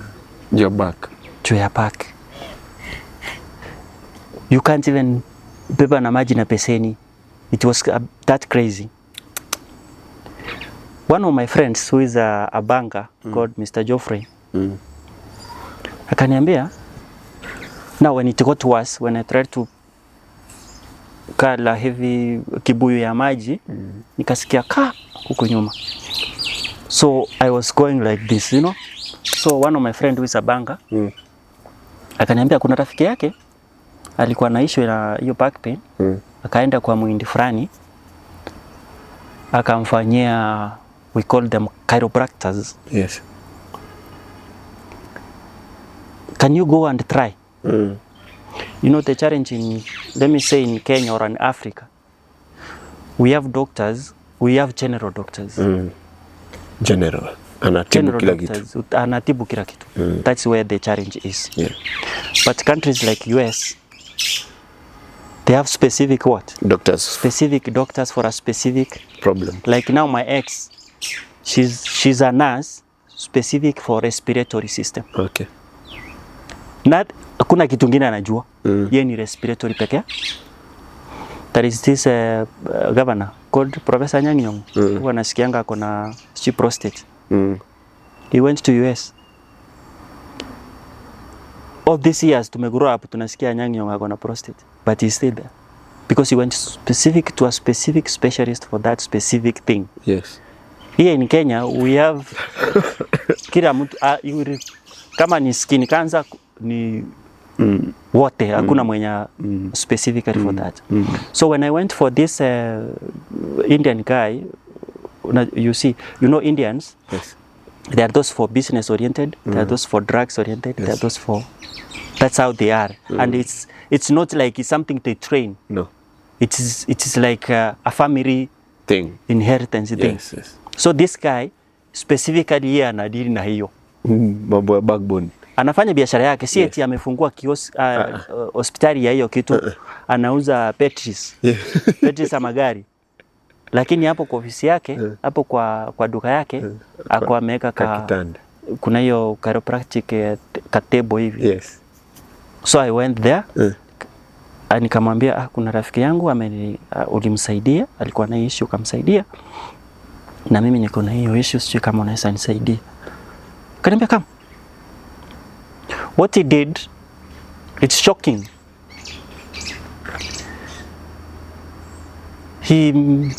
That is what you call proportional, the way you are. If I stand like this, yes, na kuangalia vile unasimama. My symmetry, yes, should be, the way it's supposed to be. But unapata, nikienda huko niko hivi. Yes. Unaona? So when I went there niko hivi, yeye akapima, akachukua uzi, akanipima hivi, akaona penye anafanya nini? Anafanya adjustment. Yes. I had an issue on this side. He only massaged me here. He massaged me here. In 5 minutes, I walked from that shop. That is 2021 up to today. I've never had that bullshit again on my back. In 5 minutes. Uko ni wapi tuende? A thing. Atuguzaguze hivyo. A thing. Yes. Which took me 2 years taking painkillers. It was solved by 5 minutes. Stimulating nerves. 5 minutes. Massaging here, doing here, breaking me my neck. The chiropractic thing. Bado wako? He stayed there. Mombasa? Yeah, he's in Mombasa. I don't know why we don't have such kind of systems where somebody has a specific specialization on a specific thing. Badala ya kwenda hospitali alafu utanirifaa kwake aende anikande. And imagine he didn't charge me even a single coin. For me, I went there with a mind of paying him. That is not his business. His business is selling battery cars. Tunashangaa mbona watu wabariki. The only thing you can promote him is to do what? He's not asking you. There is a time, mimi ni Mkisii. For those who had doubts, but through my actions, they could have known that. Yeah. What I did is to go and nimulete ndizi tu kama thank you. No. So he's not charging you anything, but he healed me in 5 minutes. It's not magic. It's not about the adjustment of the body. Yes. Unapata vile nilikaa nikiwa hivi, mwili ilikaa ikiwa hivi. So it needs to be adjusted, come back to the normal sitting position. Yes. And I've never had that pain since 2021, 2022. I never had that pain. It was healed like that. I have a colleague in my workplace. When he walks like that. And he's ever in pain. Kamambia. So mtume kwa mwindi mwenze. Kamambia, I refer you to somebody who you will stop wasting a lot of money on this thing. 5 minutes, you are okay. You are working well. Kwa sababu it's just adjustment, and we lack knowledge on such kind of stuff. And again, we don't have those facilities. I don't know kama Nairobi kunayo hata mmoja chiropractic. I don't think so. Kama wako, they are not chini ya maji. Chini ya maji, ama they don't know what they are doing. Because if they really don't know what they are doing, like me, I was helped by that guy. I always refer my friends there. Sindio? So now he's like, na wale they refer. He is known. No. Whoever referred me is a friend. So he's meaning he knows. Yes. So sometimes there are some conditions which we don't need drugs. Just needs just a small adjustment. We call them chiropractors. True. I was trying to find I told you, sometimes I have this kind of urge ya kutaka kujua kila kitu. I was trying to look for a college in Kenya which offers that. There is none. There's none which offers. The ones which are there, they are over generous stuff. Yeah. But no specific True.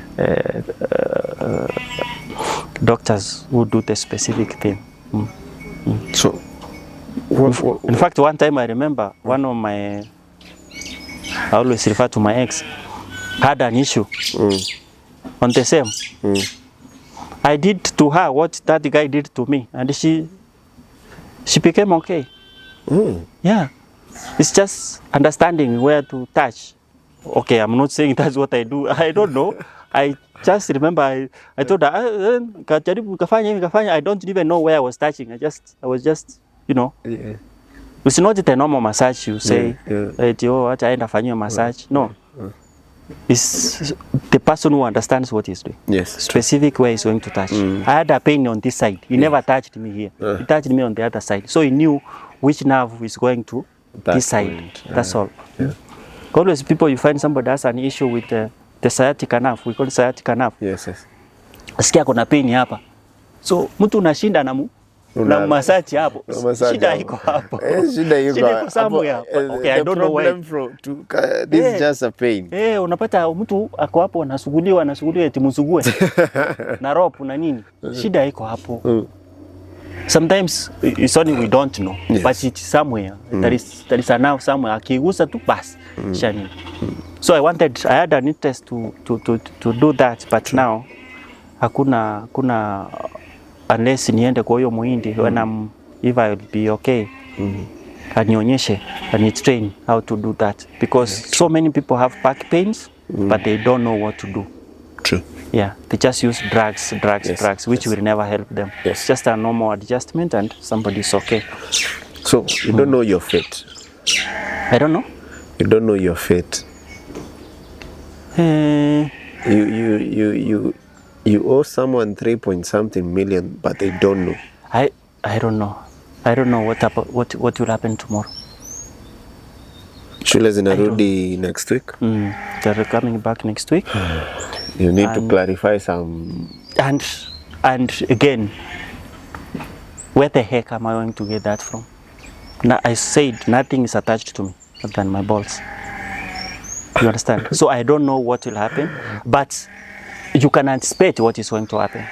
What I can anticipate is that tomorrow, maybe that's why I was saying maybe today is maybe the last day you are seeing me. The next time maybe you will be visiting me in a committee or something like that. You see? Or next day you will find that maybe Joshua alisema to hell. You understand? So I don't know what is going to happen or what is coming, but I'm open for anything what is coming, because at the moment I don't know. You understand? I don't know. But I pray to God that He intervenes in whatever way He can intervene. Whatever happens, let it happen, and I have to face. I can't run away from responsibility. I have to face it, because that's how it is. Hata nikikimbia nijifiche, utajificha wapi? For how long? Understand? So the best thing is to face the reality the way it is. So what have you learned? And because I know what I've learned, you're still in the recovery process, of which I'm not even in the recovery. I've not even started the recovery shit. No, you're in the recovery process. You're in the by talking like this, it's good. I know sometimes when you pour out your heart, it's part of the healing process. So I'm open to whatever will happen, and I've learned that addiction is crazy. It doesn't matter whether you are educated, whether you are not educated. If you have an addiction, it's the biggest disease you can ever have in your life. It's the biggest disease, and I can't say like I've stopped, because it's into my nerves. I can't do anything about it. The only thing I'm seeing forward is how will I recover this? How will I recover this? When you're trying to figure out how you recover this, you're digging deep and deep and deep. That's why I said I'm giving this story not because now I'm at a better place. No, I'm giving it because I'm at the rock bottom. rock bottom. No. So I know maybe out there that somebody will be influenced by my story, the way I've given it, and maybe it's going through the same shit. Sometimes we share these stories, or those who share stories. It's to help us to to know that you are not alone whatever shit you are in. Sometimes it's natural as a human being. I don't know whether it's my demons which are more, but there is a point as when I see somebody is in trouble, especially maybe somebody whom I don't like, I feel like it's a relief. I don't know whether that thing is only in me. Unafilingi vizuri ukiona mtu mwingine kwa shida yani, because you don't like the guy or you have a bad blood with the guy, when you see him in shit, you feel like it's a relief to you. It's naturally. I don't know whether it's my demons are too many, but it happens. Look, even some of our politicians, when there is a politician you hate, not because he's your related in any manner, you just hate that guy. Yeah. So when you see him in trouble, you feel like it's a relief, as in it's natural, Yeah. I don't know. Maybe my demons are many in me. Don't worry. With time. So I know out there that somebody maybe will be influenced by my story, and maybe can do better than me. Yeah. Because I've failed. Yeah. Myself as an accountant, I've failed.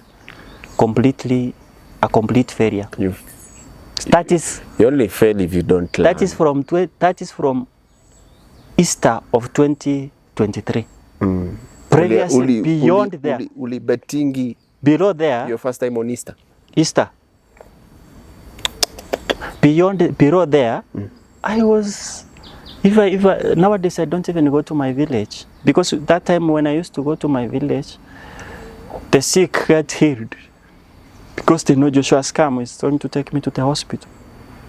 Those who have leaking roofs, they know that Joshua is around. There is a time, sometimes they say, kama hujaitwa uko Illuminati, you have not made it. You have not made it. So I was, that particular time around 2015, I had some money. I used to help. I talked about generosity syndrome. So the too much help made some people, not some people, a friend of mine, a good friend when I grew up na I used to sleep in his home. So this guy used to call me every day, he wants some money, I told him, can you identify a project you can do at the village? I can sponsor that project. Because that time I was doing farming, I suggested for him to start farming. It was around December, so the farming season was over. Yes. They will go for bricks. So you buy a piece of plots where you start making bricks. Udongo. And the process of making bricks, that every day you have to use money. So I had spending money, I sent him money for the project. When the project, I told him the project will take only 2 months. When the project ended, I have friends who are in US. Of course, they are my friends even if we don't talk now. Yeah. One of them was building a house at his home. Kamambia I have bricks. Kaniambia nichukulie around 4,000 bricks to my home. Nikapigia my guy, nimepata customer. Can you take 4,000 bricks? Pesa ndio ya kukodisha gari, nini, take the bricks to his home. He didn't know his home. So nikamwambia, once you done roading and all, call me, I give you the direction. It was a Saturday. Saturday usiku, the guy is not calling me. Nikashangaa kwani kuna nini? On that particular night, a friend called, another friend. Ananiambia, Joshua, nataka uniingize kwa church. Kamwambia, man, Me, I work in companies where even I'm supposed to go, most of the cases are SDA. Yes. I'm supposed to go to church on Saturday, but I have never gone to church. Why? I work even on Saturday. Yes. Saturday is a working day in Kenya. What do you mean? You want me to take you to church? Akaniambia, kuna nani, there is a friend of mine, we call them Boy. Boy, but that is not his name. Yes. His name is Ken. Ken amesema, Ken akona pesa mingi. So nilienda kwa simu yake M-Pesa, nikapata wewe ndio unamtumia do. Wewe ndio unamtumianga do. Na watu wanasema kwa Illuminati. So mimi wakati nimeona ni wewe na nakujua, nikaiba namba yako. By that time Safaricom was not hiding the phone number. So ndio maana nimechukua namba yako nikakupigia. So I want you to na mimi uniingishe hapo penye ulimuingisha. The guy didn't know that I work my ass out working, doing some businesses. So that's why I have some extra money. I want to sponsor this guy. So the guy took advantage of that. Ndio namuuliza, so what do you mean?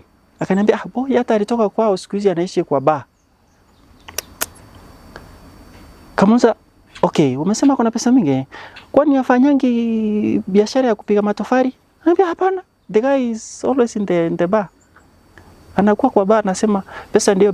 Kumbe ameniconvince, ameniambia leo amepika 5,000 bricks. Tuma pesa fulani. Ametoka kwa bar kuniambia. So namwambia sawa. Na mimi akiniambia hivyo natuma pesa immediately. So anarudi kwa bar, anapanda juu ya mesa. Anasema pesa ndio. Kumbe na mimi ndio nimetuma message nyingi. So people believed that is in Illuminati. But they didn't know that it was a project I was doing with him. So when that guy called me that night and he told me that, nikamwambia hivyo ndio unasema afanyi biashara nyingine ya matofali? Hapana. The following day, not the following day, the same night, I went to Moi International Airport. I wanted to take my flight to Kisumu. Before upon that, because I've spent more than 300,000 on that project. Kufika pale nikapata, in Kenya, ikifika saa 3 saa 4 hakuna ndege. Maybe saa hizi ndio, maybe zimekuwa but hakunanga. Maybe saa 6 huko ndio upate Kenya Airways na pesa yake ni huko juu. So nikaenda the following Sunday. So on Sunday I have to go to Kisumu, then from Kisumu nachukua I had friends there, one of the friend I mentioned, the Reverend Shadrach. He's not a reverend, but it's the term, so we used to refer to one another. Akanipa gari yake, naenda nayo Kisumu, yani naenda nayo Kisii. So on my way, one of the chairman of the market, Nito Magombo Market, Mr. Urari, calls me when I'm on my way. Kijana yangu, he knows me because that's where I grew up. Kijana yangu, tumeshika boy, now the guy, tunataka kumpeleka kwa church afanyiwe maombi. Because story iko hivi, wewe ndio ulimuingisha kwa Illuminati. But that is bullshit. I'm on my way to come and see what is happening. Kaambia achana na hiyo, tunampeleka church kufanya nini? Nothing. Because there is nothing like that. Yes. So that Sunday night, Monday morning, I'm there. Usually, when I used to go to Kisii, I always pass through my secondary school. Because I went through that school from 1 to form 4. Sometimes say I'm a lucky idiot. From 1 to form 4 without even paying a single coin. I don't know how it was to happen. So anytime I go to Kisii, I usually pass by there, see those pastors and the accountants there. Unfortunately, they are still there. So I go there, have some tea together, then I proceed to other stuff. Yes. So it was my first point of entry. So after that, I went now to meet the chairman of the market. Reaching there, people are like this. They want to see the Illuminati guy. They didn't know that it's me. Because I grew up there, so they knew, but they knew me up to Form 4. Yes. Beyond Form 4, they don't know where I went. Yes. So I found people like this. Tulito kama mkutano wa member of parliament, you know, politician. Tukaketi hapo sasa, stories kaanza kupeano. Stories were given how this guy could stand on top of a table and say money is coming. So and I never used to send more than 5,000. Yes. But he used to lie to them, nimemtumia 400,000, nimemtumia 500,000. So when I'm going there, I had to go, you know, in the village, you have to prove everything. So I had to go with my statement. Yes. Kaambia angalia hiyo statement na nime highlight pesa nimemtumia huyu jamaa. There is nothing like mutaangalia wenyewe conclude from there. And this is why I was sending them the money. Na huyo jamaa bado kwa hapo mkikesi. Yes, yuko hapo amefungwa kamba. Amefungwa kamba. So nikamwambia hii mambo yenye nyingine mnasema si Illuminati, it's just bullshit. Yes. Yeah, this guy just took advantage and manipulated your mind that he's doing that. But as from the statement and everything, this is and I had to, you know, in the village you have to explain everything. So I had to explain after high school what happened. Kaambia nikaenda college, nikamaliza accounts, nikaenda ni Mombasa, got good jobs, doing business, I have money, I don't have a family, so that's why I decided to help this guy. So kama haujaitwa Illuminati bado hujaomoka. Bado. Still have a long way to go. So tuombe Mungu atubariki mpaka waseme but it's a good thing. So thanks, man. Yeah, I also appreciate. I believe I've shared what I had in mind concerning what you're going through. Yeah. And all I can say, I wish you all the best. And consequences must be we have faced, to face them. Because choices you make, you have the choice to make the choices you make, but you do not have the choice to go through the consequences of the choices you make. It's so unfortunate. Yeah, we have to face them. And what I can say, I know we have talked so many things, and whatever I said or whoever I mentioned, or I didn't mention it in a bad way. Yeah. If it's ladies, I respect them and I love them. Big time. So they should not have any but tutakosa mtu mmoja ama wawili. Yeah, and another thing, most of them are now married. I hope ugongei watu. Unajua venye hiyo kitu inaumanga watu. Most of them are married, but now I don't know whether I've mentioned somebody specifically. Hapana. But they are married, and it's the reality of life. When you met her, when you got married to her, she was not a virgin. Let me use that term. So tutafute virgin. So she had the past. Everybody has his own past. Even you yourself, you have the past. So let's just embrace each other and move forward. Let's be happy. Let's love one another like the way I love them. That's all. Yeah, that's all I can say. Hata akiona mbona zao bado nawapenda. Yes.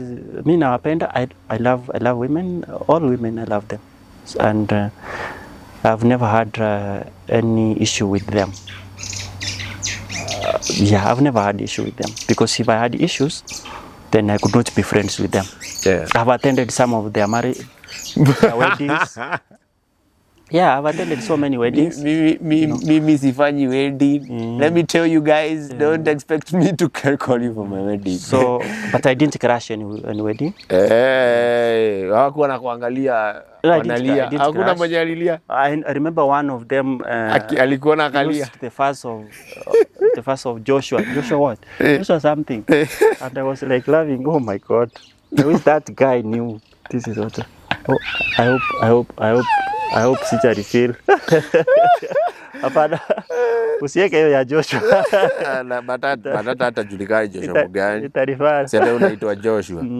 So it happens and it's life. Kimani, unasikia ukitwita wedding, uone kuna mtu tu anaangaliwa sana. Yes, the other day I saw. One day makulia venye alikuona. No, I didn't want even her to see me, but I told her I was at your wedding.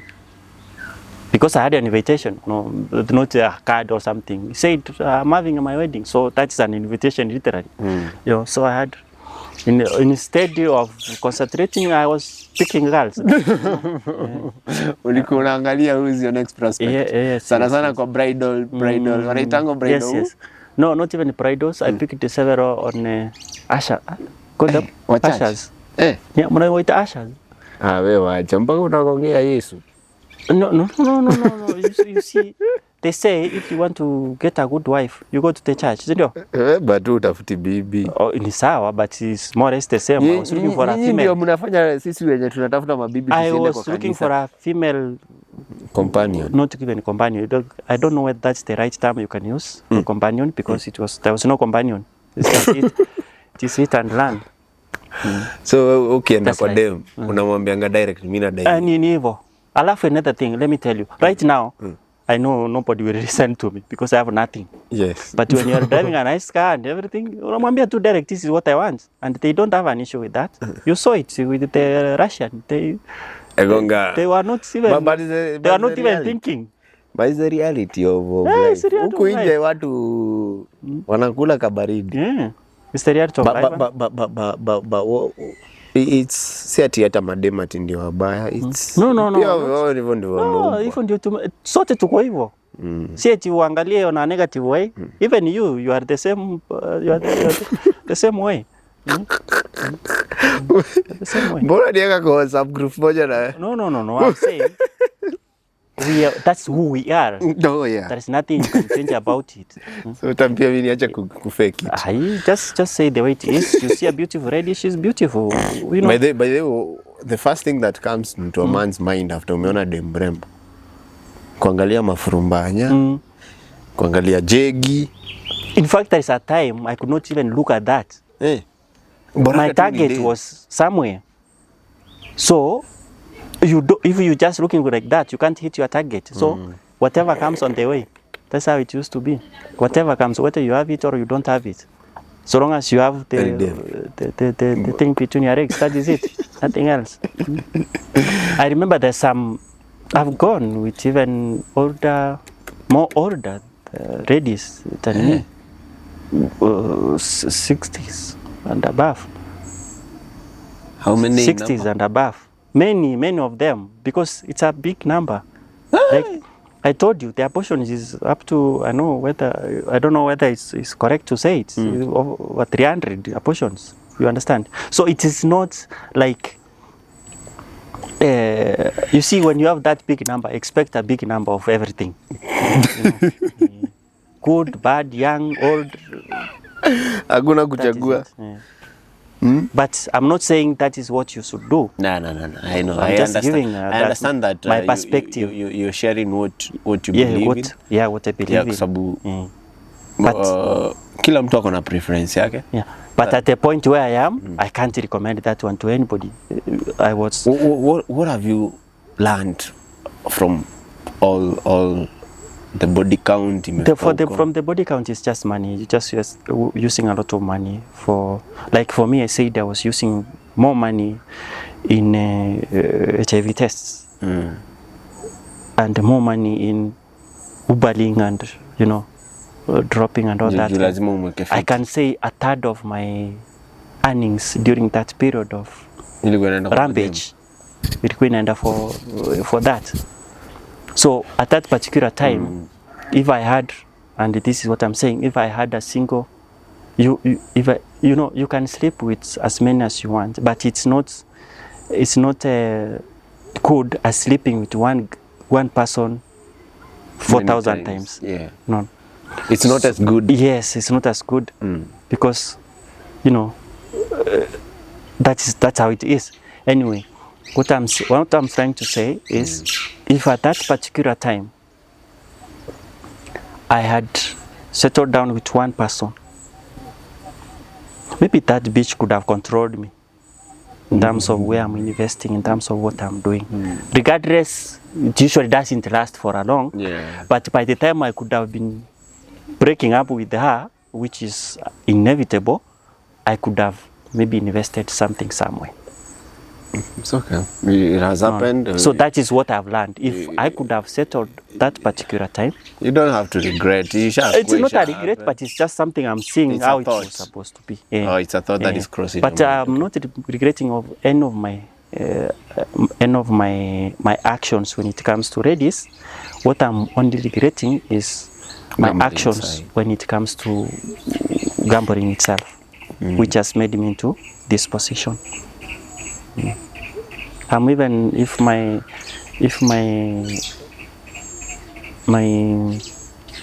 current employer might see this one at some point, but I can say I'm very sorry for that. You trusted me with your work, but the demons in me. What advice do you have for people who are in deep gambling like you are? What I can say through what I'm going through, not what I've gone through what I'm still going through. Yeah. It's hard to stop it. It is very hard to stop it. But if there is a way you can figure out by yourself, I'm not going to tell you to stop. I know it's people I've never even mentioned to anybody that this is what I do. This is the first time I'm mentioning it here. So you've kept it to yourself all through. And that's how it is. Usually you keep it to yourself because of the embarrassment which it comes with it. Yeah. I've never mentioned to anybody. So, and nobody knows that is what I do.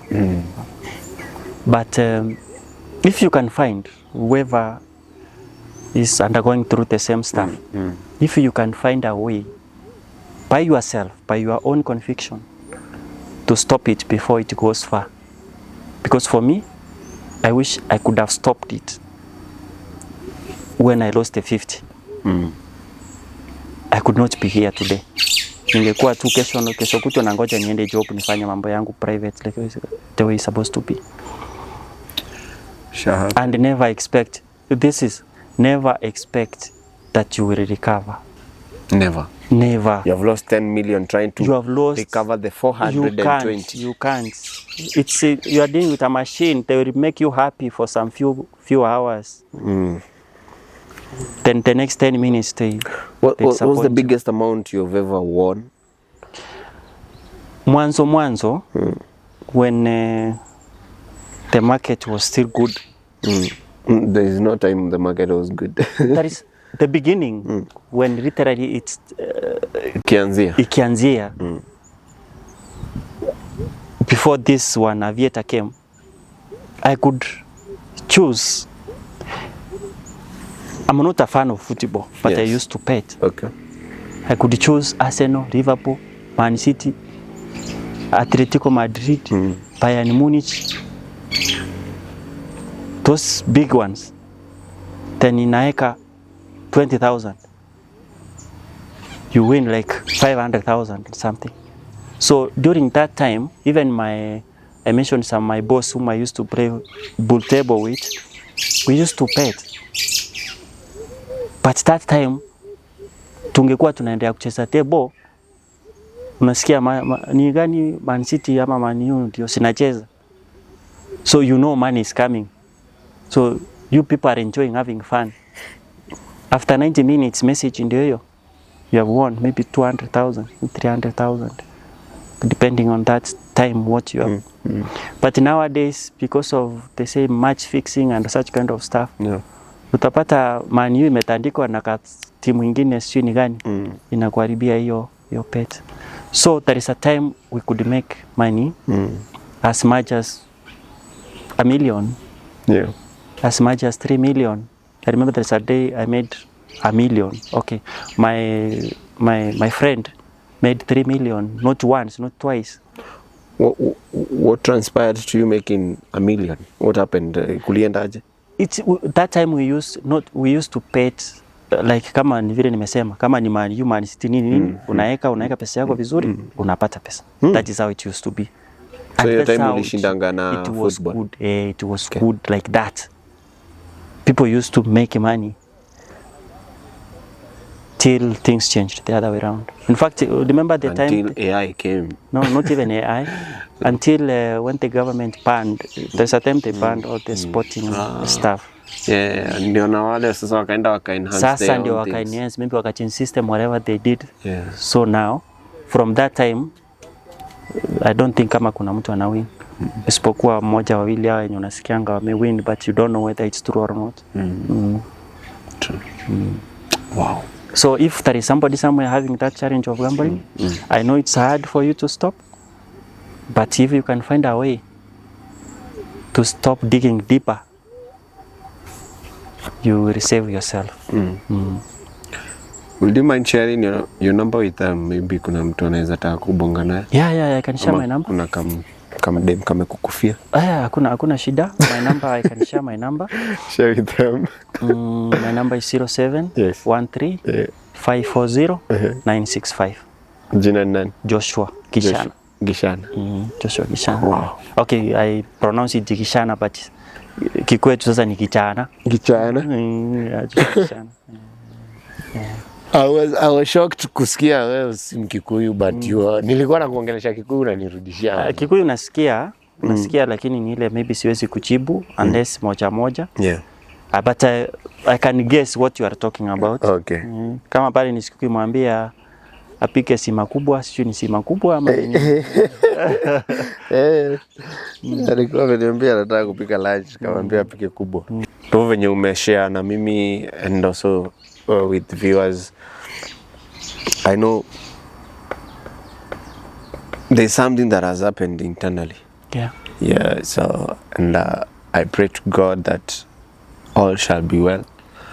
Because kuna vitu pia sisi wenyewe hatuwezangi control, yeah. And since pia umewapa number, maybe utapata some few friends who are also going through that, or maybe someone who has gone through that. Unaweza kuadvise venye unaweza wacha kabisa. And also maybe some psychologist mwenye anaweza kuelewa and have a conversation. Yeah. In fact, that's another challenge. You can, like I said, I've done psychology and human behavior. But wanasema mganga achikangi. Hawezi? Kinyozi ajinyozi. Hawezi. So maybe another thing, maybe there is something I've mentioned and maybe umekwaza mtu. Nimekosea mtu. Naomba msamaha. Yeah. I know. I know people get offended at times. With even kitu iko inainted kumhurt. Apologies for that. And and I've accepted. I've made mistakes in life. And I've been using the word idiot. I'm the most idiot person as an accountant you can ever find. I remember there is a pastor called Suleiman something. He said you should first abuse yourself so that whoever wants to abuse you already atakupata wewe. Ushaji accept, yes, I've accepted. So ataita kuhurt. Yeah. So when you are going to say that guy is a fool, I'm already a fool, but I know that I'm a fool. I'm the biggest idiot around at this particular time in the southern hemisphere. So even in the north, maybe there is no kuna mzee mnaweza kuwa compared na fika kwa hiyo stage ya kukuwa most idiotic person. So I've accepted that and I have to face the reality the way it is. True. So sometimes I see people comment badly, not on me. I've never been on this kind of scenario. So feel free to share what you think also. Shoot whatever you have in your mind. But also be mindful. No, I don't even care what you are going to be mindful, but just shoot it. No, I tell people to be mindful because you never find tomorrow. You never know what you... you never know. One thing with life, you criticize others until you find yourself in that and that stuff, you start looking for the sympathy that you didn't show people. So always be mindful, always be accommodative of which others feels, what other people's are going through. Sababu you might be quick to judge, and we wouldn't wish on you whatever people go through, but always be mindful, because people are people, life is life. We live in life, we breathe in life, we just here for some time, and always make sure bundles zenye umebuy watching us to this far, or watching the shows to whatever extremes umewatch, and also liking the video. By the way, kama hii video imekubo, kama imekubamba, like the video, make sure you like the video. Yes, and what I can say also, if you are going through stuff, speak out. Yeah. Just speak out, because I've realized, like the last 2 days I've been asleep. One of my colleagues told me, Joshua, when you don't seem okay, but changamuka, osha hata vyombo, you know, piga nduru, you know, do something. It will distract you from. Do you love exercising? I love exercising, but now in Nairobi, challenge in Nairobi, where am I going to exercise? You understand? Walks, jogs. Walks. I walk like every day to work and back. So, and I don't usually like using matatu too much, because of one person who is like nikona mimba all the time. To throw up. Yeah, I want to throw up. So I always try to avoid matatus. Of course, that's our main transport means we have, but that's the condition I have, which also is an issue. One of the things that I adopted as habits is exercising. Hata kama si daily, but often, and just having those walks whenever una feel uko na mental breakdowns or mental blocks or mental fogs, just walk. Yeah, I remember there's a time we were, one of my friends who is a banker called Geoffrey. In fact, it's only that now we are closing down. But this guy, there is another big story related to him. We were in class 3 together. We up to class 6. Then we went to different schools. After so many years, I was going through in Mombasa streets. I find somebody who looks like somebody I know. Unfortunately, I think I have not changed much. Yeah. He recognized me. I said, Joshua, you don't remember me? Already he has some bald head. Yeah. Come on, how the hell can I remember you the way you look now? Agayi, amezeeka. Not kuseeka, but the bald is my age mate, so baldness so kama isha nikisema ameseeka, no inamaanisha mimi pia nimezeeka. So we met, and actually I referred to him. He's the one who referred me to the Indian guy who helped me. Yes. With my back pain. So there is another big story about him. Maybe one time I'll give a story about him. Yeah. He was my friend, and he is my friend. Yes. Though we don't speak now. Yeah. Things happened. Things happen, and I think the reason as to why we don't speak. I told you my mom was a single mother. Yes. So there is some connection between my mom and his father. So, in fact, we have some time. Maybe I can. Yeah, let's continue. So let me talk about this guy. So as I said, we were in same class. Then my mom changed me from the school to another school. Not even another school, back to my previous school now where I was going through. Yes. So when we met in Mombasa streets after more than 20 something years, but him, he could recognize me. That's in 2016. We renewed our friendship. Not renewed, rather we now started contacting each other. Yes. Because we are in the same city. By that time, he was not driving. He didn't know even how to drive. He didn't even have the mind of a car in his head. By that time, I had an Honda Civic, the old ones. So I started teaching him on how to drive. So now we are buddies. Yes. So we went through, you know, even I was the, you call them bestman in marriage. Bestman. Yeah, I was a bestman when he was doing his. Sasa naona wife. Not, I was, but okay, no, I was not the bestman. I was there. Because we went in the civil, group. the civil, you know. Oh, the civil. So you are witness. So I was there. Yes. So. Ulienda kwa AG. Yes,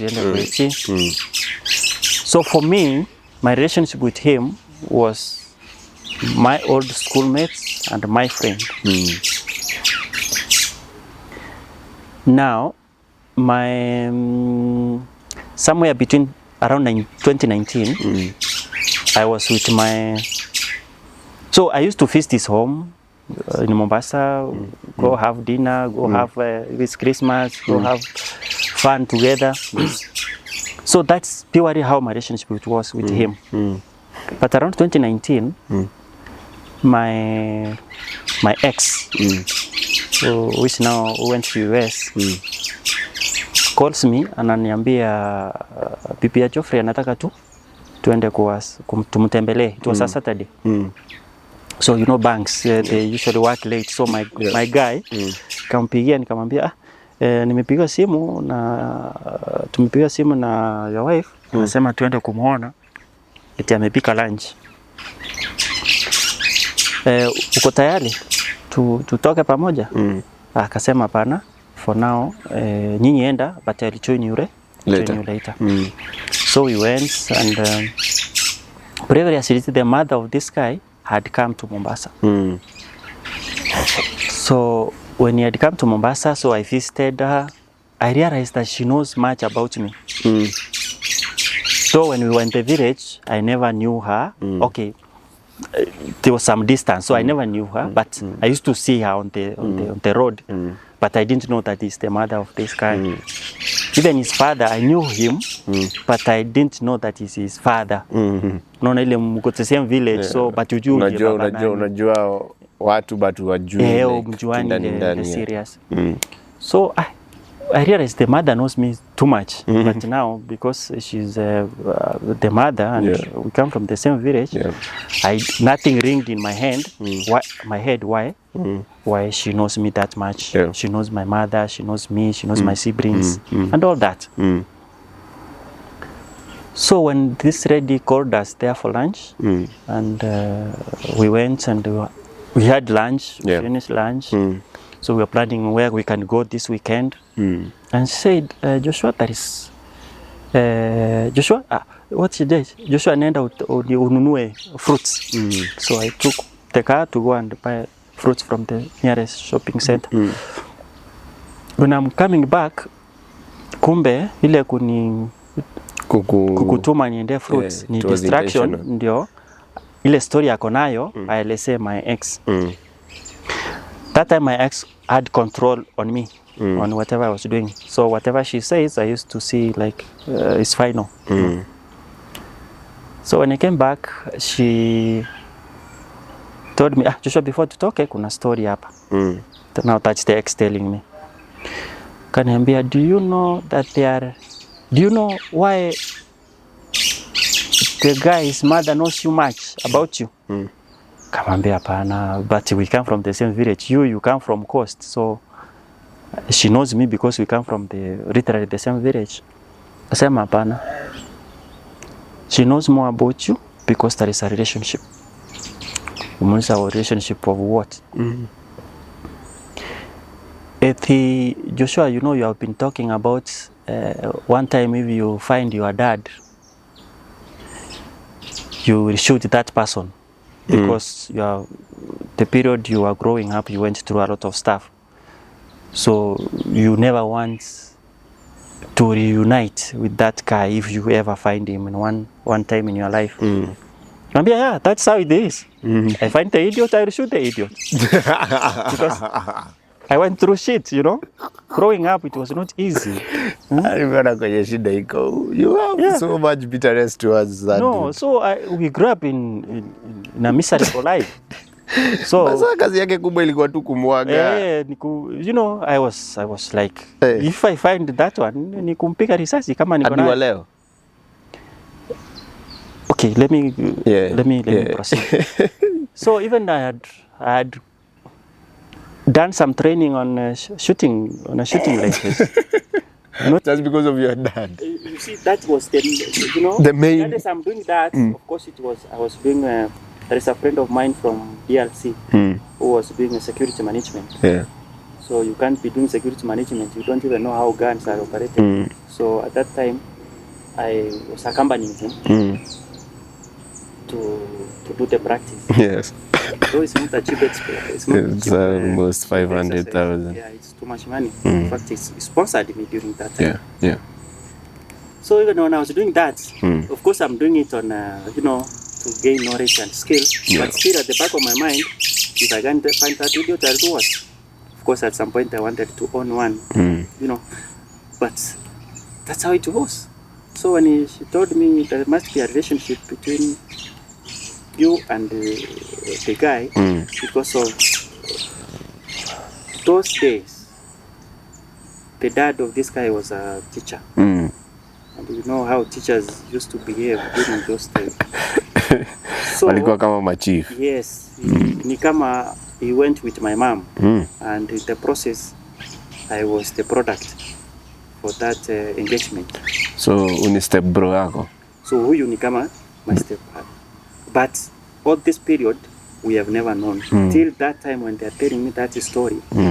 It's now when I'm connecting dots, because I used to see my mom's album. I see, you know, we always see pictures. You know, during those days they used to take pictures and they write from behind the ear. Yeah. The picture and they write from behind Ama hapa the chini. ear. So when I'm looking these photos when they were taken and the time, maybe I was 2 years old or 1 year old.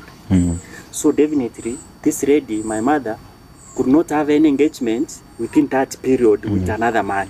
It must be the man who made this product to come out.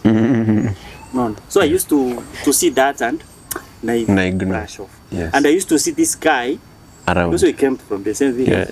And there used to be a guy who used to dress, you know, teachers of that time used to dress, counter suits and all that. So I used to, he's known in the village. I used to meet him in the streets of Kisii. So hiyo neno ijatoka hapa. Never knew anything. I don't know whether he knew me or he didn't know me at that particular time, but I used to see this guy. So when all this story is being brought up to me, I was like, what?